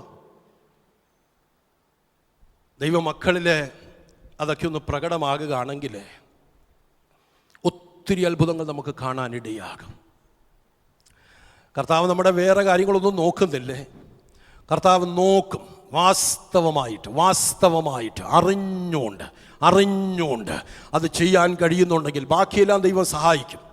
പക്ഷേ ഈ കാര്യത്തിൽ നമ്മൾ തന്നെ അത് ചെയ്യണം. നമുക്ക് ദൈവം ഫ്രീ വില്ല് തന്നിട്ടുണ്ട്. അറിഞ്ഞുകൊണ്ട് നമ്മൾ ചെയ്യണം. എൻ്റെ അപ്പാ ഒന്ന് പറഞ്ഞു നോക്കിക്കേ. ഉറപ്പ് ഞാൻ തരികയാണ്, ഈ സമീപനത്തിന് മാറ്റം വരികയാണെങ്കിൽ താഴ്മയോടെ, ഞാൻ ഇതിനു മുമ്പേ പരാമർശിച്ചതാണ്, അങ്ങ് ഇടുക്കിക്കപ്പുറം, ഇപ്പം നമ്മുടെ ഫിന്നി ബ്രദറൊക്കെ പോകുന്നതിനപ്പുറമുള്ള സ്ഥലത്ത് ഞാനൊരു വാത്സല്യമുള്ള പിതാവിൻ്റെ സാക്ഷ്യം കേട്ടതാ. അദ്ദേഹം എൻ്റെ അടുത്ത് ഒത്തിരി വർഷങ്ങൾക്ക് മുമ്പാണ്, 35 വർഷം മുമ്പേ. അന്ന് ഞാൻ വിശ്വാസത്തിലൊന്നുമല്ല, പക്ഷെ എനിക്കിന്നും ഓർമ്മയുണ്ട്. വെള്ള വസ്ത്രധാരിയായ താൻ ഇരുന്ന്, നല്ല വെള്ള മുടിയാണ്. എൻ്റെ അടുത്ത് പറഞ്ഞു, മോനെ എന്നെ അറിയാമോ? ഞാൻ പറഞ്ഞു എനിക്കറിയത്തില്ല. മോനെ എന്നോട് പറഞ്ഞ വാക്കുകൾ അതുപോലെ ഞാൻ പറയുക, എന്നെപ്പോലെ വഴിവിട്ട അഹങ്കാരിയായ ഒരു മനുഷ്യൻ വേറെ ഒന്നും കാണത്തില്ല. അതുപോലത്തെ ഒരു മനുഷ്യനായിരുന്നു ഞാൻ. ചന്ദ്രിക എന്ന് പറഞ്ഞൊരു ബസ്സുണ്ട് ഞങ്ങളുടെ ആ ഭാഗത്ത്, മധ്യ തിരുവിതാംകൂറൊക്കെ ഉള്ളവർക്കൊക്കെ അറിയാം. പത്തനംതിട്ട ആ ഭാഗങ്ങളിലൊക്കെ സ്ഥിരം ഒത്തിരി വണ്ടികൾ അവർക്കുണ്ടായിരുന്നു. അതിനകത്ത് ഡ്രൈവറാത്തെ ഞാൻ പറഞ്ഞു, ഞാൻ ഡ്രൈവിംഗ് സീറ്റിലിരിക്കുന്ന സമയത്ത് എൻ്റെ അടുക്കൽ പൊതുവെ സ്ത്രീകളൊന്നും നിൽക്കത്തില്ല. വേറൊന്നുമല്ല, ഞാൻ എൻ്റെ വായിൽ നിന്ന് വരുന്ന വാക്കുകൾ അങ്ങനത്തെയാണ്. ചീത്ത പറയും, ഞാൻ പച്ചയ്ക്ക് പറയും. അവർക്ക് പേടിയാണ്, ഒരാൾ നിൽക്കത്തില്ല. എന്നെ ജോലിയിൽ നിന്ന് പിരിച്ചുവിടാത്തതിൻ്റെ ഒറ്റ കാരണം ഞാൻ എൻ്റെ ജോലിയിൽ കൃത്യനിഷ്ഠത പുലർത്തുന്നവനായിരുന്നു. പക്ഷെ എപ്പോഴും എൻ്റെ ഒരു പതിവ് ശൈലി, രാത്രി ഞാൻ എൻ്റെ വണ്ടി കൊണ്ടുപോയി ഇടേണ്ട സ്ഥലത്ത് ഇട്ട് കഴിഞ്ഞിട്ട് ഞാൻ തിരിച്ച് വീട്ടിലേക്ക് ചെല്ലുന്നത് 4 കാലിലാണ് ഞാൻ ചെല്ലുന്നത്. 4 കാലിലാണ്. എൻ്റെ ഭാര്യ എളിയൊരു വീട്ടിലാണ് ഞങ്ങൾ താമസിക്കുന്നത്. എൻ്റെ ഭാര്യ എന്നെ നോക്കിയിരിക്കും. ഞാൻ നേരെ വീട്ടിലേക്ക് വരും. വീട്ടിലേക്ക് വന്ന് എൻ്റെ ഭാര്യയ്ക്ക് അറിയാം ഞാൻ എങ്ങനെ ആയിരിക്കും വരുന്നതെന്ന്. അത് ചോറുമൊക്കെ ഉണ്ടാക്കി പരിമിതമായിട്ടാണെങ്കിലും ഉള്ളതൊക്കെ പാകം ചെയ്ത് അവിടെ വെച്ചിട്ടുണ്ട്. ഞാൻ വീട്ടിൽ കയറി ചെന്നാൽ ഭാര്യ സ്നേഹത്തോടെ വന്ന് പറയാം ചായ കഴിക്കാൻ, ഞാൻ നേരെ ആ കലമെടുത്ത് ഒറ്റ ഏറ് വെച്ച് കൊടുക്കും പുറത്തോട്ട്. എത്രയോ പ്രാവശ്യം ഞാൻ എൻ്റെ ഭാര്യയെ ആ വീട്ടിന് പുറത്താക്കിയിട്ട്, മഴയാണെന്നോ തണുപ്പിൻ്റെ കാഠിന്യമുണ്ടോ ഇതൊന്നും എനിക്ക് വിഷയമല്ല, ഞാൻ കതവ് പൂട്ടും. എനിക്ക് ബോധമൊന്നുമില്ല. രാവിലെ ഞാൻ 5 മണിയാകുമ്പം കതവിൻ്റെ അവിടെ കൊട്ട് കേട്ടിട്ടാണ് ഞാൻ എഴുന്നേക്കുന്നത്. കൊട്ടും, ചായോ കാപ്പി കുടിക്കണ്ടായോ? താഴ്മയെക്കുറിച്ച്, ഞാൻ നഗളത്തെക്കുറിച്ചും താഴ്മയെക്കുറിച്ചും ഒരു എക്സാമ്പിൾ പറയുകയാണ്. കാപ്പി കുടിക്കണ്ടായോ? ഞാൻ അന്നേരം എനിക്ക് ബോധം വരും. ഞാൻ കതവ് തുറക്കും, എനിക്ക് വേണ്ടി കാപ്പി ഇട്ട് തരും, എന്നെ പരിചരിക്കും. ഞാൻ വീണ്ടും പോകും. എൻ്റെ സ്വഭാവത്തിന് മാറ്റമില്ല. പക്ഷെ എൻ്റെ ഭാര്യ ഇതിനിടയ്ക്ക് വെച്ച് വിശ്വാസത്തിലേക്ക് വന്നു. ഇതും കൂടെ ആയപ്പോഴത്തേക്ക് എനിക്ക് കുറച്ചും കൂടെ വിശ്വാസത്തിലായി, ഉപവാസമായി, പ്രാർത്ഥനയായി, കോലുപോലായി. ഇതെല്ലാം കൂടെ കാണുമ്പോഴത്തേക്ക് അവികൃത രൂപവും എല്ലാം കൂടെ കാണുമ്പോൾ എനിക്ക് കുറച്ചുകൂടെ കലി തുള്ളും. ഞാൻ ഒരു പ്രാവശ്യം വന്നു, എന്തോ ഞാനൊരു വാക്ക് പറഞ്ഞു, വേണ്ടുന്ന ഉത്തരം കിട്ടാതെ വന്നപ്പോൾ ഞാൻ ഒറ്റ അടി വെച്ച് കൊടുത്തു. തൻ്റെ ഫ്രണ്ടിലെ പല്ലുകളെല്ലാം അടന്നുപോയി. ഈ കാഠിന്യമുള്ള നിഷ്ഠൂരനായ എനിക്ക് ഒരു മാറ്റവുമില്ല. അദ്ദേഹത്തിൻ്റെ വാക്കുകളാണ്. പിന്നെ എവിടെയോ വന്നപ്പോൾ എൻ്റെ സമാധാനം മൊത്തം കിട്ടും. ഞാൻ ഈ പതിവ് പ്രകൃതിയിൽ നിന്ന് വ്യത്യസ്തമായിട്ട് എൻ്റെ വീട്ടിലെത്താൻ തുടങ്ങി. ആ സമയത്ത് എൻ്റെ ഭാര്യ ഇരുന്ന് പ്രാർത്ഥിക്കുകയായിരിക്കും. ഞാൻ മോനോട് പറഞ്ഞോട്ടെ, ഞാൻ യേശുവിനെ അറിഞ്ഞത് ഭയങ്കര വലിയ ബിലി ഗ്രാഹാമിൻ്റെ പ്രസംഗം കേട്ടൊന്നുമല്ല. പക്ഷെ എൻ്റെ ഭാര്യയുടെ അപ്രകൃതമുണ്ടല്ലോ, വിരൂപയായിട്ടുള്ള, പല്ലുകളില്ലാത്ത, ശോഷിച്ചത്, ഈ അവരുടെ ആ അപ്രകൃതം കണ്ടപ്പം എനിക്ക് മാറ്റമുണ്ടായി. താഴ്മയുണ്ടെങ്കിൽ ദൈവപ്രവൃത്തി ഉണ്ടാകുമോ? ഇന്ന് ഏത് സ്ത്രീകളൊക്കെ കാണും അങ്ങനെയുള്ളവർ? I am seriously doubtful about that, very honestly speaking. വിശ്വാസത്തിൻ്റെ മധ്യത്തിലൊക്കെ ആണെങ്കിലും very few would be there. I won't be saying nobody is there, very few would be there. ആ എളിയ അദ്ദേഹത്തെ ഞാൻ കണ്ടു. എന്താ പറഞ്ഞു, മോനെ എൻ്റെ ഉള്ളിൽ ഭയങ്കരമായിട്ട് ദൈവം പ്രകാശിപ്പിച്ചു. ഡൽഹിയിലേക്ക് പോകണം. ഞാൻ 4ാം ക്ലാസ് വരെ പഠിച്ചിട്ടുള്ളൂ. രാജീവ് ഗാന്ധിയോട് സുവിശേഷം അറിയിക്കണം. ഞാൻ എവിടുന്ന് രാജീവ് ഗാന്ധിയോട് സുവിശേഷം അറിയിക്കുന്നു? എനിക്ക് ഇംഗ്ലീഷ് അറിയത്തില്ല, ഹിന്ദി അറിയത്തില്ല, ഞാൻ എങ്ങനെയാണ് പോകുന്നത്? പക്ഷെ ദൈവാത്മാവിനോട് ശക്തമായി പറഞ്ഞു. ഒരു വേളയിൽ ഞാൻ ഇറങ്ങി, എൻ്റെ ബസ്സിൻ്റെ ജോലിയൊക്കെ കഴിഞ്ഞു. ജോലി കഴിയാനുള്ള കാരണം എന്താണെന്നറിയോ? താൻ പിന്നത്തേതിൽ തൻ്റെ ശൈലി മാറിയിട്ട് എവിടെങ്കിലുമൊക്കെ ചെന്ന് തൻ്റെ ഉള്ളിൽ പ്രേരണ വരുമ്പോൾ വണ്ടി നിർത്തിയിട്ട് തിരിഞ്ഞു നിന്ന് സുവിശേഷം പറയും. അങ്ങനെ വന്നപ്പോൾ തന്നെ ചന്ദ്രികയുടെ ഉടമസ്ഥരെ വിളിച്ചിട്ട് പറഞ്ഞു, ഇങ്ങനെ വണ്ടി ഓടാൻ പറ്റത്തില്ല, താമസിച്ചാണ് വണ്ടി എത്തുന്നത്. അവരുടെ മേൽ നിർബന്ധമായി, അവരെ താല്പര്യപൂർവ്വം അല്ലെങ്കിലും എന്നെ പിരിച്ചുവിടേണ്ടി വന്നു. പക്ഷേ എനിക്ക് ബുദ്ധിമുട്ടൊന്നുമില്ല. സുവിശേഷത്തിൻ്റെ ദാഹമായി. എന്നോട് ദൈവാത്മാവ് പറഞ്ഞപ്പോൾ ഞാൻ തിരുവല്ലായില്ലേ ഞാൻ പോയി. എനിക്ക് അങ്ങോട്ട് യാത്ര ചെയ്യാൻ 500 രൂപ കണ്ട്, അല്ല 300 രൂപ കണ്ട് എൻ്റെ കയ്യിലുള്ളൂ. സത്യത്തിൽ എനിക്ക് ടിക്കറ്റ് എടുക്കാൻ പൈസ ഇല്ല. പക്ഷേ ദൈവം എന്നെ വിട്ടതാണ്. തിരുവല്ല സ്റ്റേഷനിൽ ഞാൻ നിൽക്കുന്ന സമയത്ത് കൊച്ചിലേ തൊട്ടേ ഞാൻ വണ്ടി ഓടിച്ചിരുന്ന, വണ്ടിയിൽ കയറിക്കൊണ്ടിരുന്ന ഒരു കുഞ്ഞ്, ഞാൻ കുഞ്ഞായപ്പോൾ തന്നെ കണ്ടതാണ്. പിന്നെ താൻ വളർന്നു, വലിയവനായി, പ്രായമായി, പ്രാപ്തിയായി, തനിക്ക് ഇന്ത്യൻ ആർമിയിൽ ജോലിയായി. ആ ആൾ വന്നിട്ട് എന്നെ കണ്ടപ്പോൾ, ചായോ തിരുനാളെ അച്ഛനെ കണ്ടിട്ട്, ഞാൻ ഈ ബസ്സിൽ സ്ഥിരമായിട്ട് യാത്ര ചെയ്യുന്നതായിരുന്നു, എവിടെ പോകാൻ നിൽക്കുക? ഞാൻ ഡൽഹി വരെ പോകാൻ നിൽക്കുക. തൻ്റെ ചോദ്യം, ടിക്കറ്റ് എടുത്തോ? ഞാൻ ടിക്കറ്റ് എടുത്തില്ല, ഞാൻ ടിക്കറ്റ് എടുത്തുകൊണ്ട് വരാം. താൻ ടിക്കറ്റ് എടുത്തുകൊണ്ട് ഡൽഹി വരെ ടിക്കറ്റ് എടുത്തു. നോക്കിക്കോണം ദൈവത്തിൻ്റെ ആ വഴിയെ. ചുരുക്കം ഞാൻ പറഞ്ഞോട്ടെ, താൻ ഡൽഹിയിലെത്തി. ഡൽഹിയിലെത്തിയിട്ട് അന്ന് നമുക്കൊരു മന്ത്രി ഉണ്ടായിരുന്നു, MM ജേക്കബ് എന്ന് പറഞ്ഞ മന്ത്രി. MM ജേക്കബിനെ താൻ കണ്ടുമുട്ടി ഇത് സോഴ്സിലൂടെ. എന്നിട്ട് അദ്ദേഹത്തോട് പറഞ്ഞു, എനിക്ക് ശ്രീമാൻ രാജീവ് ഗാന്ധിയോട് ഞാനൊരു ബൈബിൾ കൊണ്ടുവന്നിട്ടുണ്ട്, അത് കൊടുക്കണം, എനിക്കൊന്ന് സുവിശേഷം പറയണം. MM ജേക്കബ് പറഞ്ഞു, ഞാൻ അതിനുള്ള സാഹചര്യം ഒരുക്കാം. അദ്ദേഹം പറയും, ഞാൻ രാജീവ് ഗാന്ധിയുടെ മുമ്പിൽ പോയി നിൽക്കുമ്പം എനിക്ക് ഭാഷയൊന്നും അറിയത്തൊന്നുമില്ല, എൻ്റെ കയ്യിൽ ബൈബിളുണ്ട്. ഞാൻ തനിക്ക് ആ ബൈബിൾ കൊടുത്തു കഴിഞ്ഞിട്ട് എനിക്കറിയത്തില്ല, പെട്ടെന്ന് എൻ്റെ മേലെ ആത്മാവ് വന്നു. എന്തൊക്കെയാണ് ഞാൻ പറയുന്നത് എനിക്കറിയത്തില്ല, പക്ഷേ താൻ ശ്രദ്ധയോടെ കേൾക്കുന്നതായിട്ട് എനിക്കറിയാം. എവിടെയോ ഇംഗ്ലീഷോ എവിടെയോ കേട്ടിട്ടുള്ള ഹിന്ദിയുടെ ചില വാക്കുകളോ മാത്രം ഉച്ചരിച്ചിട്ട് ഞാൻ അവിടുന്ന് പോയി. അടുത്ത വർഷം രാജീവ് ഗാന്ധി ലോകത്തു നിന്നും പോയി. അയ്യോ, നമുക്ക് താഴ്മയുണ്ടെങ്കിൽ പലതുമൊക്കെ ദൈവത്തിന് ചെയ്യാൻ കഴിയും. ഞാൻ ആ സാധുവായിട്ടുള്ള മാതാവിനെ പുറം ലോകം അറിഞ്ഞോ എന്നെനിക്ക് തോന്നുന്നില്ല. ആരും തന്നെ ചിലപ്പോൾ അറിഞ്ഞു കാണത്തില്ല. ഇദ്ദേഹത്തെ കുറച്ചും കൂടെ ആൾക്കാർക്ക് അറിയാം. പക്ഷെ നോക്കിക്കേ, ഇദ്ദേഹത്തിൻ്റെ പിന്നിലെ താൻ ദൈവസന്നിധിയിലേക്ക് വരാനുള്ള രഹസ്യം എന്താ? അസാധുവായ സ്ത്രീയുടെ വിധേയത്വമാണ്, താഴ്മയാണ്. ദൈവമക്കളെ, നമ്മളിൽ വെളിപ്പെടേണ്ട ഭാവം എന്താ? ഹംബിൾനെസ്സാണ്. ഏറ്റവും അധികം നഷ്ടമായത് എന്താണെന്ന് ചോദിച്ചാൽ, ഞാൻ ഹൃദയം തുറന്ന് ഞാൻ പറഞ്ഞോട്ടെ, ഞാൻ എൻ്റെ നിഷ്പക്ഷമായിട്ടുള്ള നിരീക്ഷണത്തിൽ ഞാൻ മാറി ഇങ്ങനെ നിന്ന് ആൾക്കാരെ നോക്കാറുണ്ട്. എൻ്റെ സ്പിരിറ്റിൽ എനിക്കറിയാം, very few are there were really humble. ബാക്കി ഒത്തിരി വചനം അറിയുന്നവരുണ്ട്, പ്രാപ്തരായിട്ടുള്ളവരുണ്ട്, എല്ലാം കൊള്ളാം. പക്ഷെ അതിനേക്കാൾ ഉപരിയായിട്ട് ഇതൊന്നുമില്ലാതെ പോയാലും നമുക്ക് വേണ്ടതെന്താ? താഴ്മയാണ്. ഞാൻ ദൈവത്തിന് സ്തോത്രം ചെയ്യുന്നു. ഇതിന് ഭയങ്കര പ്രാമുഖ്യമുണ്ട്. Fasting and humbleness, it is so much related. ലേവ്യ പുസ്തകത്തിലെ 16-ാമത്തെ അധ്യായത്തിൻ്റെ അതിൻ്റെ 29 മുതൽ 31 വരെയുള്ള വാക്യങ്ങൾ. Leviticus chapter 16, 29 to 31. This shall be a statute forever for you. In the 7th month, on the 10th day of the month, you shall afflict your souls and do no work at all, whether a native of your own or a stranger who dwells among you. For on that day the priest shall make atonement for you to cleanse you, that you may be clean from all your sins before the Lord. It is a Sabbath of solemn rest for you, and you shall afflict your souls. It is a statute forever. You shall afflict your souls. മറ്റൊരു version humble your souls. ഇനി humble your souls എന്നുള്ളത് മറ്റൊരു ഇടത്ത് ഞാൻ വായിച്ചു വന്നപ്പോൾ, you must deny your self. You must deny your self എന്ന് പറയുമ്പോൾ എന്തുവാ? നമ്മളെ തന്നെ ത്യജിക്കണം എന്ന് വെച്ചാൽ, ത്യജിക്കുക, ഭക്ഷണം ഉൾപ്പെടെ എല്ലാം ത്യജിക്കണം. ഫാസ്റ്റിംഗ് ആണ്. ഇറ്റ്സ് ഡേ ഓഫ് അറ്റോൺമെൻ്റ് ആണ്. അതിന് ഈ യഹൂദന്മാരുടെ ഇടയിൽ ഉപയോഗിക്കുന്ന പദം, എബ്രായ പദം യോം കിപ്പൂർ എന്നാണ്. യോം കിപ്പൂർ, ഡേ ഓഫ് അറ്റോൺമെൻറ്റ്, പാപപരിഹാര ദിനം.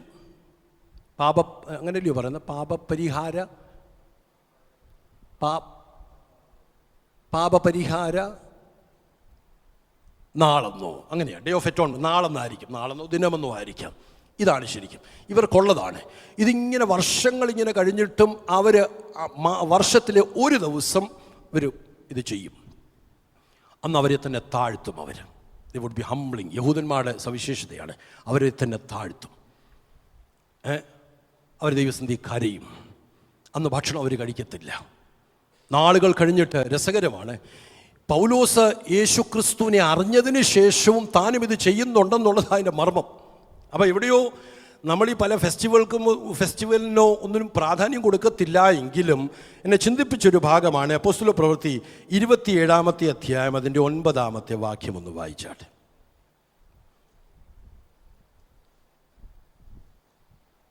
Acts chapter 27 and verse 9.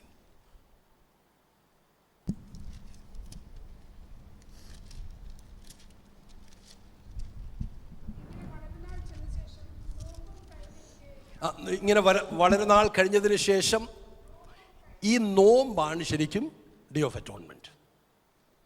നോമ്പാ, fasting ആണ്, ഫാസ്റ്റാ കണ്ടോ. അപ്പോൾ പൗലോസ് വിശ്വാസത്തിലേക്ക് വന്നിരിക്കെ, മിഷണറി ആയിരിക്കെ, അപ്പോസ്റ്റലായിരിക്കെ താനും ഇത് കൊണ്ടാടുന്നുണ്ട്. എന്ന് വെച്ചാൽ ഇത് അതിനുശേഷമായൊരു സമയത്തെക്കുറിച്ചാണ് താനീ പറഞ്ഞിരിക്കുന്നത്. നമ്മളെ തന്നെ ഒരു ദിവസത്തേക്കല്ല, എല്ലായ്പ്പോഴും നമ്മളിൽ വെളിപ്പെടേണ്ടുന്നൊരു ഭാവമാണിത്. നമ്മളെ തന്നെ താഴ്ത്തണം, ദൈവസന്നിധിയിലായി ചെല്ലണം. ദൈവത്തോട് എത്രമാത്രം നമ്മൾ അടുക്കുമോ രസകരമാണ്. ശരിക്കും ഒരു ആത്മീകനെ സംബന്ധിച്ച് വെളിപ്പെടുന്നത് എങ്ങനെയാണെന്ന് അറിയിക്കും, അവരുടെ താഴ്മയിലായിരിക്കും. കാരണം നമ്മൾ ഒത്തിരി ദൈവത്തോട് ക്ലോസ് ആകും തോറും നമ്മളിൽ വെളിപ്പെടുന്നത് എന്താണെന്നറിയോ, പിന്നെ നമുക്കൊന്നിലും പ്രശംസിപ്പാനില്ല, ഒരു കാര്യത്തിലും പ്രശംസിപ്പാനില്ല. നമുക്ക് നമ്മുടെ കുഞ്ഞുങ്ങളിൽ പ്രശംസിപ്പാനില്ല, നമുക്കുള്ള നന്മയിൽ പ്രശംസിപ്പാനില്ല, നമ്മുടെ ജോലിയിൽ പ്രശംസിപ്പാനില്ല, നമ്മുടെ സമ്പത്തിൽ പ്രശംസിപ്പാനില്ല, നമ്മുടെ പൊസഷൻസിൽ പ്രശംസിപ്പാനില്ല. ഒന്നിനും നമുക്ക് പ്രശംസിക്കാൻ കഴിയത്തില്ല. ദൈവത്തോട് എത്രമാത്രം അടുക്കുമോ നമ്മൾ അതുപോലെ താന്നുകൊണ്ടിരിക്കും. ഈ ജ്ഞാനം വർദ്ധിക്കും തോറും, ഞാൻ വായിച്ചിട്ടുണ്ട്, BR അംബേദ്കർ 32 ഡിഗ്രിയുള്ള മനുഷ്യനായിരുന്നു. നമ്മുടെ രാധാകൃഷ്ണൻ, രണ്ടാമത്തെ നമ്മുടെ ഇന്ത്യൻ പ്രസിഡന്റ്, അദ്ദേഹത്തിന് 10-18 PhD ഉണ്ടായിരുന്നു. പക്ഷേ ഇവരിത്രയും ഔന്നത്യത്തിലൊക്കെ നിൽക്കുമ്പോഴും ഇവർ കുറച്ചുകൂടെ എന്താണെന്നറിയും, ഇവരങ്ങ് താഴും.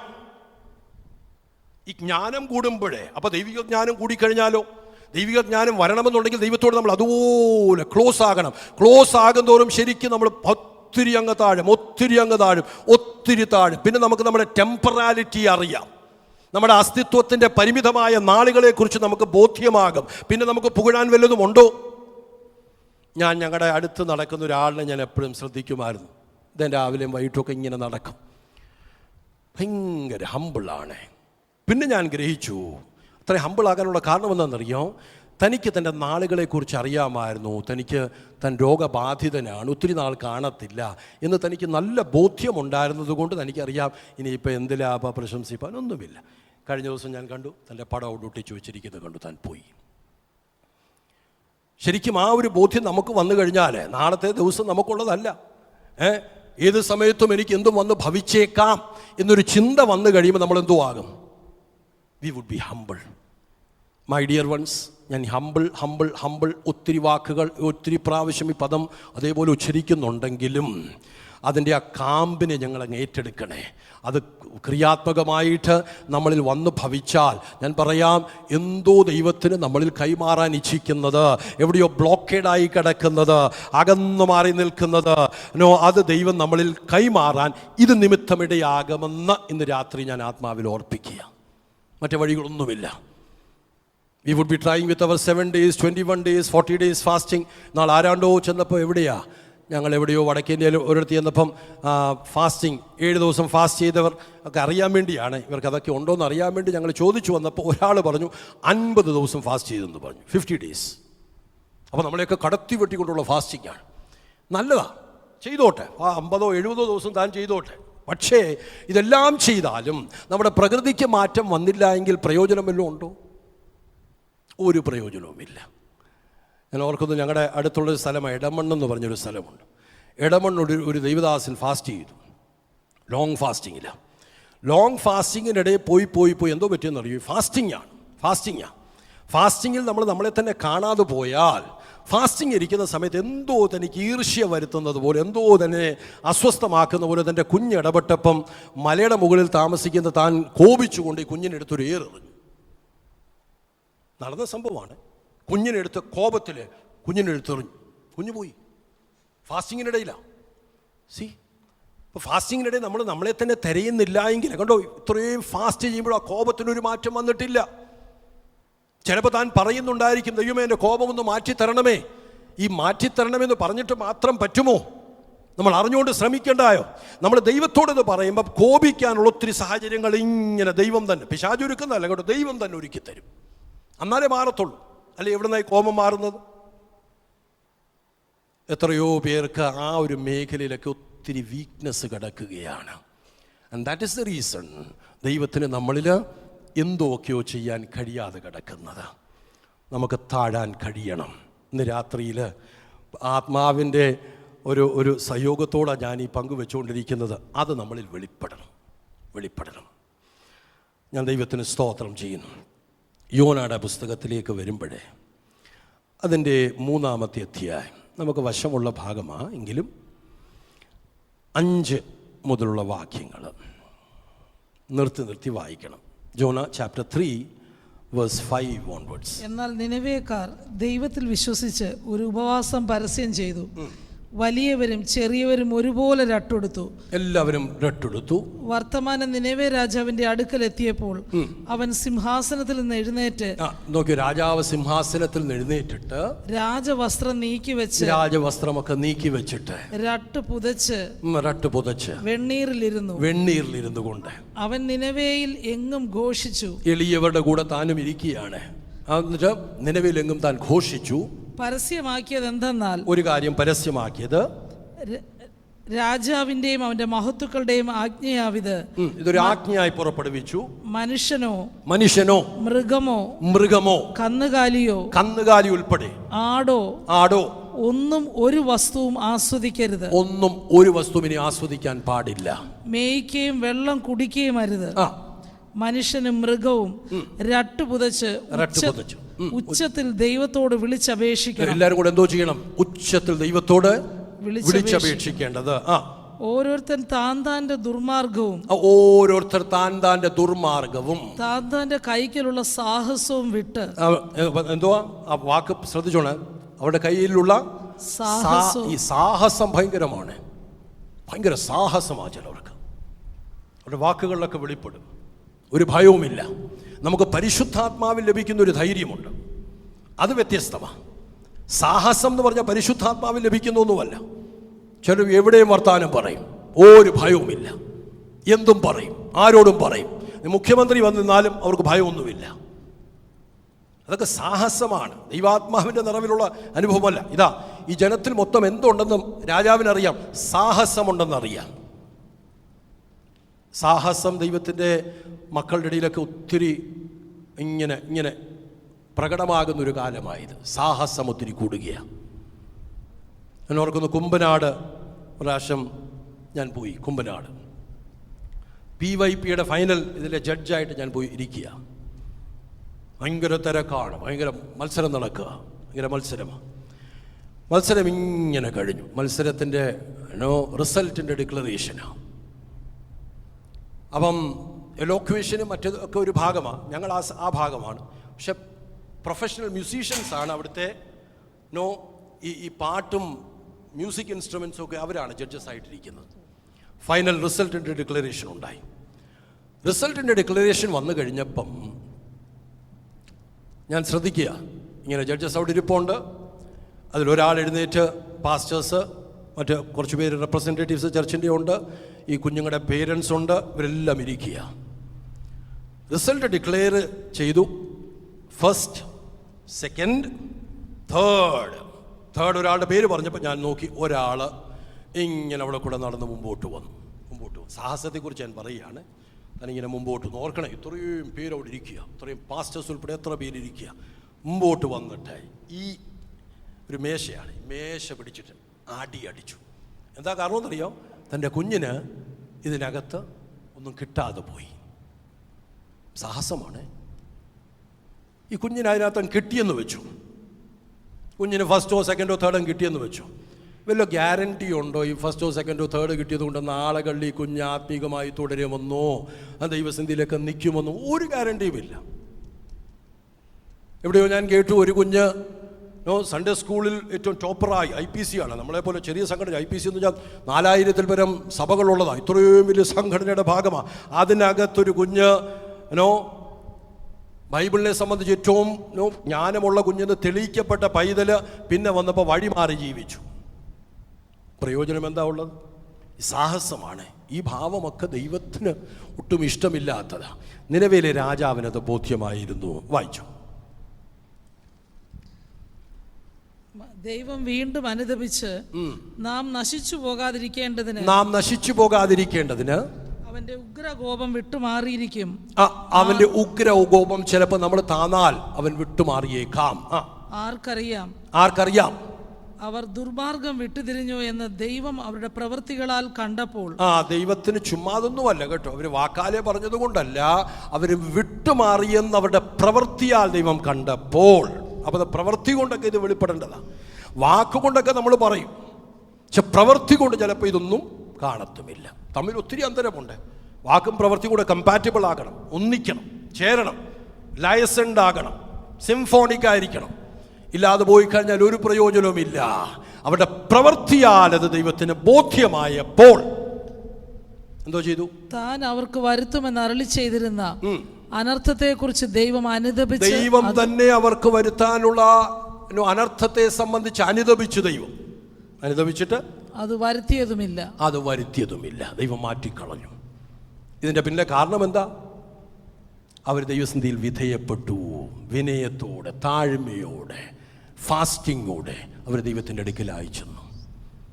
ഇതുണ്ടാകാത്തിടത്തോളം ഒത്തിരി ദൈവപ്രവൃത്തികളെ, ഒത്തിരി കാര്യങ്ങൾ നമ്മൾ കേൾക്കും. ചിലപ്പം ഇതൊക്കെ കേൾക്കുമ്പോൾ രസകരമായേക്കാം, ഞാൻ ആവർത്തിച്ചു പറയുക. പക്ഷെ ഇതങ്ങനൊന്നും നിറവേറത്തില്ലേ. ദൈവം ഒരു കാര്യം പറയുന്നുണ്ടെങ്കിൽ അതിനോടൊപ്പം നമ്മളും കൂടെ ചേർന്ന് നിന്നാൽ, എൻ്റെ അപ്പാ അങ്ങനോടൊരു വാക്കിങ്ങനെ പറഞ്ഞിട്ടുണ്ടല്ലോ കർത്താവേ, ദൈവമേ അങ്ങത് ചെയ്യണം, എൻ്റെ അപ്പാ ഞങ്ങളെ ഒന്ന് ഓർക്കണമേ കർത്താവേ എന്നൊക്കെ ഒന്ന് പറഞ്ഞാൽ ദൈവം ചെയ്യും. പക്ഷെ നമ്മളെ തന്നെ താഴ്ത്തണം. താഴ്മയുണ്ടോ ദൈവം കടാക്ഷിക്കും, ദൈവം ഉയർത്തും. ഇല്ലയോ നമ്മളിൽ എന്തോ ദൈവത്തിന് കൈമാറാൻ ആഗ്രഹിച്ച വൻ കാര്യങ്ങൾ അന്യപ്പെട്ട് കിടക്കും, നടക്കാതെ പോകും. എത്രയോ പേര് ജീവിതത്തിൻ്റെ അഭിലാഷകളാകാം, കേട്ടിരിക്കുന്ന വാഗ്ദത്തമാകാം, നാളുകളോളം ഇങ്ങനെ വെച്ചു പുലർത്തി നിറവേറാതെ അവർ പോകുന്നു. അപ്പോൾ എവിടെയായി തെറ്റു പറ്റുന്നത്? ദൈവം പറഞ്ഞ വാക്കിൻ്റെ തെറ്റാണോ, അതോ അവരുടെ ഭാഗത്തു നിന്നുണ്ടാകാത്ത ക്രമീകരണം നിമിത്തമാണോ? നമ്മൾ ഒത്തിരി ഇടങ്ങൾ ക്രമീകരിക്കപ്പെടേണ്ടതായിട്ടുണ്ടെന്ന് പരിശുദ്ധാത്മാവ് നമ്മെ ഓർപ്പിക്കുകയാണ്. ഇത് സംഭവിക്കാത്തിടത്തോളം കർത്താവിന് നമ്മളിൽ ഒന്നും ചെയ്യാൻ കഴിയത്തില്ല. പരിശുദ്ധാത്മാവിന് നമ്മളിൽ താല്പര്യമുണ്ടെങ്കിലും ഇറ്റ് ഈസ് എ കണ്ടീഷൻ. ഇന്ന് രാത്രിയിൽ വളരെ സാവധാനതയിൽ നിന്നുകൊണ്ടാണ് ഞാൻ ഈ പറയുന്നത്. പക്ഷേ എനിക്ക് സ്പിരിറ്റിൽ എനിക്കറിയാം നല്ലതുപോലെ, I know in my spirit. കാരണം ബാക്കിയെല്ലാം നമ്മളെ കൊണ്ട് കഴിഞ്ഞേക്കാം, പക്ഷെ ഇത് ശ്രമകരമാണ്. താഴ്മയോടെ എന്നെ ദ്രോഹിക്കുന്ന ഒരാളുടെ അടുക്കൽ എനിക്ക് ഇടപെടാൻ പറ്റുമോ? It is difficult. എന്നെ ഒത്തിരി വേദനിപ്പിച്ചിട്ട് ഒരാളുടെ അടുക്കൽ ചെന്ന് താഴ്മയോടെ എനിക്ക് ഇടപെടാൻ പറ്റുമോ? It is difficult. മറ്റേതൊക്കെ നമുക്ക് പറ്റിയേക്കാം, ഇത് ഭയങ്കര ബുദ്ധിമുട്ടാണ്. പക്ഷേ ഇത് നടക്കാത്തിടത്തോളം പരിശുദ്ധ ആത്മാവ് ഓർപ്പിക്കുകയാണ്, നമ്മളിൽ ദൈവം കൈമാറാൻ ഇച്ഛിക്കുന്ന എന്തോ ഒന്ന് തടയപ്പെട്ട് കിടക്കുക. നമുക്ക് നമ്മെ തന്നെ ഒന്ന് സമർപ്പിച്ചൊന്ന് പ്രാർത്ഥിക്കാം. നമ്മുടെ കണ്ണുകളെ അടച്ച് ആവേശമൊന്നുമില്ല, അവിടെ സമാധാനത്തിൽ നിൽക്കാം. പക്ഷെ നമുക്ക് നമ്മെ തന്നെ ഒന്ന് തിരഞ്ഞു നോക്കാം. നമ്മളെവിടെ നിൽക്കുന്നവരാ? നമ്മുടെ ഈ പല വിധത്തിലുള്ള വാക്കുകൾ, പല പ്രവർത്തികൾ, ഒത്തിരി മുൻവിധിയിൽ നമ്മൾ പലതുമൊക്കെ ചെയ്തു കൂട്ടുന്നത്, അതൊന്നും താഴ്മയെ പ്രകടമാക്കുന്നതല്ല. കർത്താവിന് നമ്മളിൽ ഒത്തിരി അത്ഭുതങ്ങൾ ചെയ്യുവാനുണ്ട്. പക്ഷെ അത് നടക്കണമെന്നുണ്ടെങ്കിൽ ഹല്ലേലൂയ, ദൈവത്തിൻ്റെ പരിശുദ്ധാത്മാവ് ഓർപ്പിക്കുക, തന്നെ താൻ താഴ്ത്തുന്നവനെ അവൻ ഉയർത്തുന്നവനാ. അവൻ ഉയർത്തും, കൊണ്ടുപോകും, അവൻ ഉയരങ്ങളിലേക്ക് കൊണ്ടുപോകും. നാം ചോദിക്കാത്തതും നനയ്ക്കാത്തതുമായിട്ടുള്ള വൻ കാര്യങ്ങൾ കർത്താവ് നമ്മളിൽ ചെയ്യുവാൻ ആഗ്രഹമുണ്ട്. പക്ഷെ നമ്മൾ താഴണം. എൻ്റെ അപ്പാ, എൻ്റെ ദൈവമേ, ഒരു നന്മയും എനിക്കില്ല. കർത്താവേ, സത്യമാണതെൻ്റെ അപ്പാ. എൻ്റെ പല വാക്കുകളും എൻ്റെ ദൈവത്തിൻ്റെ പരിശുദ്ധാത്മാവിനെ ദുഃഖിപ്പിക്കുന്നതാണ്. എൻ്റെ ആ ഇടപാട് എൻ്റെ അപ്പാ അങ്ങേ വേദനിപ്പിച്ചിട്ടുണ്ട്. കർത്താവിനോട് ക്ഷമിക്കണമേ. കർത്താവേ, മനഃപൂർവ്വമായിട്ടത് പറയാൻ കഴിയുമോ? കഴിയുന്നുണ്ടെങ്കിലേ ഹല്ലേലൂയ, ദൈവത്തിന് സ്തോത്രം. നാളുകൾക്ക് മുമ്പേ നിന്നെ കാണിച്ച ആ ഒരു വെളിപ്പാടുണ്ടല്ലോ, അത് മങ്ങിയിട്ടൊന്നുമില്ല, അത് പോയിട്ടൊന്നുമില്ല, തീർന്നിട്ടൊന്നുമില്ല, ഉതിർന്നു പോയിട്ടില്ല. അതങ്ങനെ തന്നെ സംഭവിക്കേണ്ടതാണ്. പക്ഷേ ഹല്ലേലൂയ, ഇന്നും ദൈവത്തിൻ്റെ അടുക്കലായി വിധേയത്വത്തോടെ മനുഷ്യനോടുള്ള ഇടപെടിയില്ല. ആ താഴ്മയോടെ നമുക്ക് ചെല്ലാൻ കഴിയാത്തത് കൊണ്ട് എവിടെയോ കർത്താവ് അതിനെ മുടക്കി മാറ്റിവെച്ചിരിക്കുക. ഹല്ലേലൂയ, ഇന്ന് രാത്രി സ്വർഗത്തിൽ എൻ്റെ അപ്പാ, എൻ്റെ ദൈവമേ, എന്നോട് ദയ കാണിക്കണം. എൻ്റെ പിതാവായ ദൈവത്തിൻ്റെ കണ്ണിന് മുൻപിലായിട്ട് ഒന്നും മറവില്ല. ഞാൻ സമ്മതിക്കുക, എൻ്റെ കുറവുകളെ ഞാൻ ഏറ്റുപറയുക. എൻ്റെ അപ്പാ, ഏറ്റുപറഞ്ഞ് ഉപേക്ഷിക്കുന്നവനോട് കരുണ കാണിക്കുന്നവനായ ദൈവം എൻ്റെ അപ്പ ഇന്നും ആ പ്രവർത്തികൾക്ക് മാറ്റം വരുന്നില്ലല്ലോ. അവിടുന്ന് അത്ഭുതം ചെയ്യണം എൻ്റെ അപ്പാ. പ്രാർത്ഥിക്കാൻ കഴിയുമോ? അറിഞ്ഞുകൊണ്ട് ദൈവത്തോട് പറയാൻ കഴിയുമോ? ഹോളി സ്പിരിറ്റ് ഒരു പിറുമുറുക്കം കാണുകയാണ്, ഭയങ്കര ടെൻസ്ഡ് ആയിട്ട്. Somewhere deep within, Spirit wants you to be submissive, to be opening. പക്ഷെ നമ്മുടെ ജഡം പറയുക നോ നോ നോ നോ, അതിൻ്റെ ആവശ്യമൊന്നുമില്ല. പക്ഷെ അതുണ്ടാകാത്തിടത്തോളം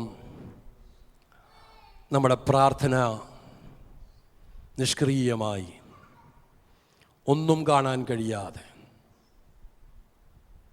ഒന്നും അനുഭവിക്കാൻ കഴിയാതെ എവിടെയോ മാറി നിൽക്കുന്നു. സ്വർഗീയ പിതാവേ, അങ്ങ് ഞങ്ങളെ ഓർക്കണം. ഞങ്ങളുടെ അപ്പാ, ഞങ്ങളോട് ദയ കാണിക്കണം. ഞങ്ങളുടെ ജീവിതത്തിലെ ന്യൂനതകളൊക്കെ ദൈവം ഞങ്ങളോട് ക്ഷമിച്ച്, പരിശുദ്ധ ആത്മാവേ, അങ്ങ് ഇച്ഛിക്കുന്നത്, ഞങ്ങളെ പല സന്ദർഭങ്ങളിലായി അറിയിച്ചിട്ടുള്ളത്, പലപ്പോഴും ഞങ്ങൾക്ക് ബോധ്യമാക്കി തന്നിട്ടുള്ളത്, വ്യക്തിപരമായിട്ട് ഞങ്ങൾക്ക് അതിനെ സംബന്ധിച്ച് അറിവ് പകർന്നിട്ടുള്ളത്, നടക്കാതെ കിടക്കുന്നത് എൻ്റെ അപ്പാ ഞങ്ങളുടെ പെരുമാറ്റം നിമിത്തമാണ്, ഞങ്ങളുടെ വാക്കുകൾ നിമിത്തമാണ്. എൻ്റെ അപ്പാ, ഞങ്ങൾ സമ്മതിക്കുക. പക്ഷെ ദൈവമേ, അങ്ങ് ദയാലുവാണല്ലോ. കർത്താവേ, ഈ ദിവസങ്ങളിൽ ഞങ്ങൾക്കത് വ്യക്തിപരമായിട്ട് ഞങ്ങൾ വേറിട്ട് എൻ്റെ ദൈവത്തോട് പ്രാർത്ഥിക്കാനൊക്കെ ഇച്ഛിക്കുന്ന വേളയിൽ, ദൈവത്തിൻ്റെ വചനമൊക്കെ തുറന്ന് ധ്യാനിക്കാൻ താല്പര്യപ്പെടുന്ന സമയങ്ങളിൽ ദൈവത്തിൻ്റെ പരിശുദ്ധാത്മാവ് ഞങ്ങൾക്ക് ബോധ്യമാക്കണം. ഒരു നിർബന്ധം ഞങ്ങളുടെ മേലിടണമേ. ഒരു മാനസാന്തരത്തിൻ്റെ അളവിലേക്ക് ഞങ്ങൾ കടന്നു വന്ന് ദൈവത്തിൻ്റെ സന്നിധിയിലായിട്ട് അതൊന്നും എൻ്റെ അപ്പ മറച്ചു വെക്കാതെ ഏറ്റുപറഞ്ഞ് ഉപേക്ഷിച്ച് കർത്താവിൽ നിന്ന് ഒരു ഉദ്ധാരണം പ്രാപിപ്പാൻ അങ്ങ് ഞങ്ങളേവരെയും സഹായിക്കണമെന്ന് ഞങ്ങൾ ഞങ്ങളുടെ ദൈവത്തോടായി പ്രാർത്ഥിക്കുക. തിരുനാമത്തെ മാത്രം ഞങ്ങളുടെ മധ്യത്തിലായിട്ട് ഉയർത്തണമേ. ഞങ്ങളോ ക്രൂശിൽ മറയുന്നു, യേശു ക്രിസ്തുവിൻ നാമത്തിൽ തന്നെ. ആമേൻ, ആമേൻ, ആമേൻ.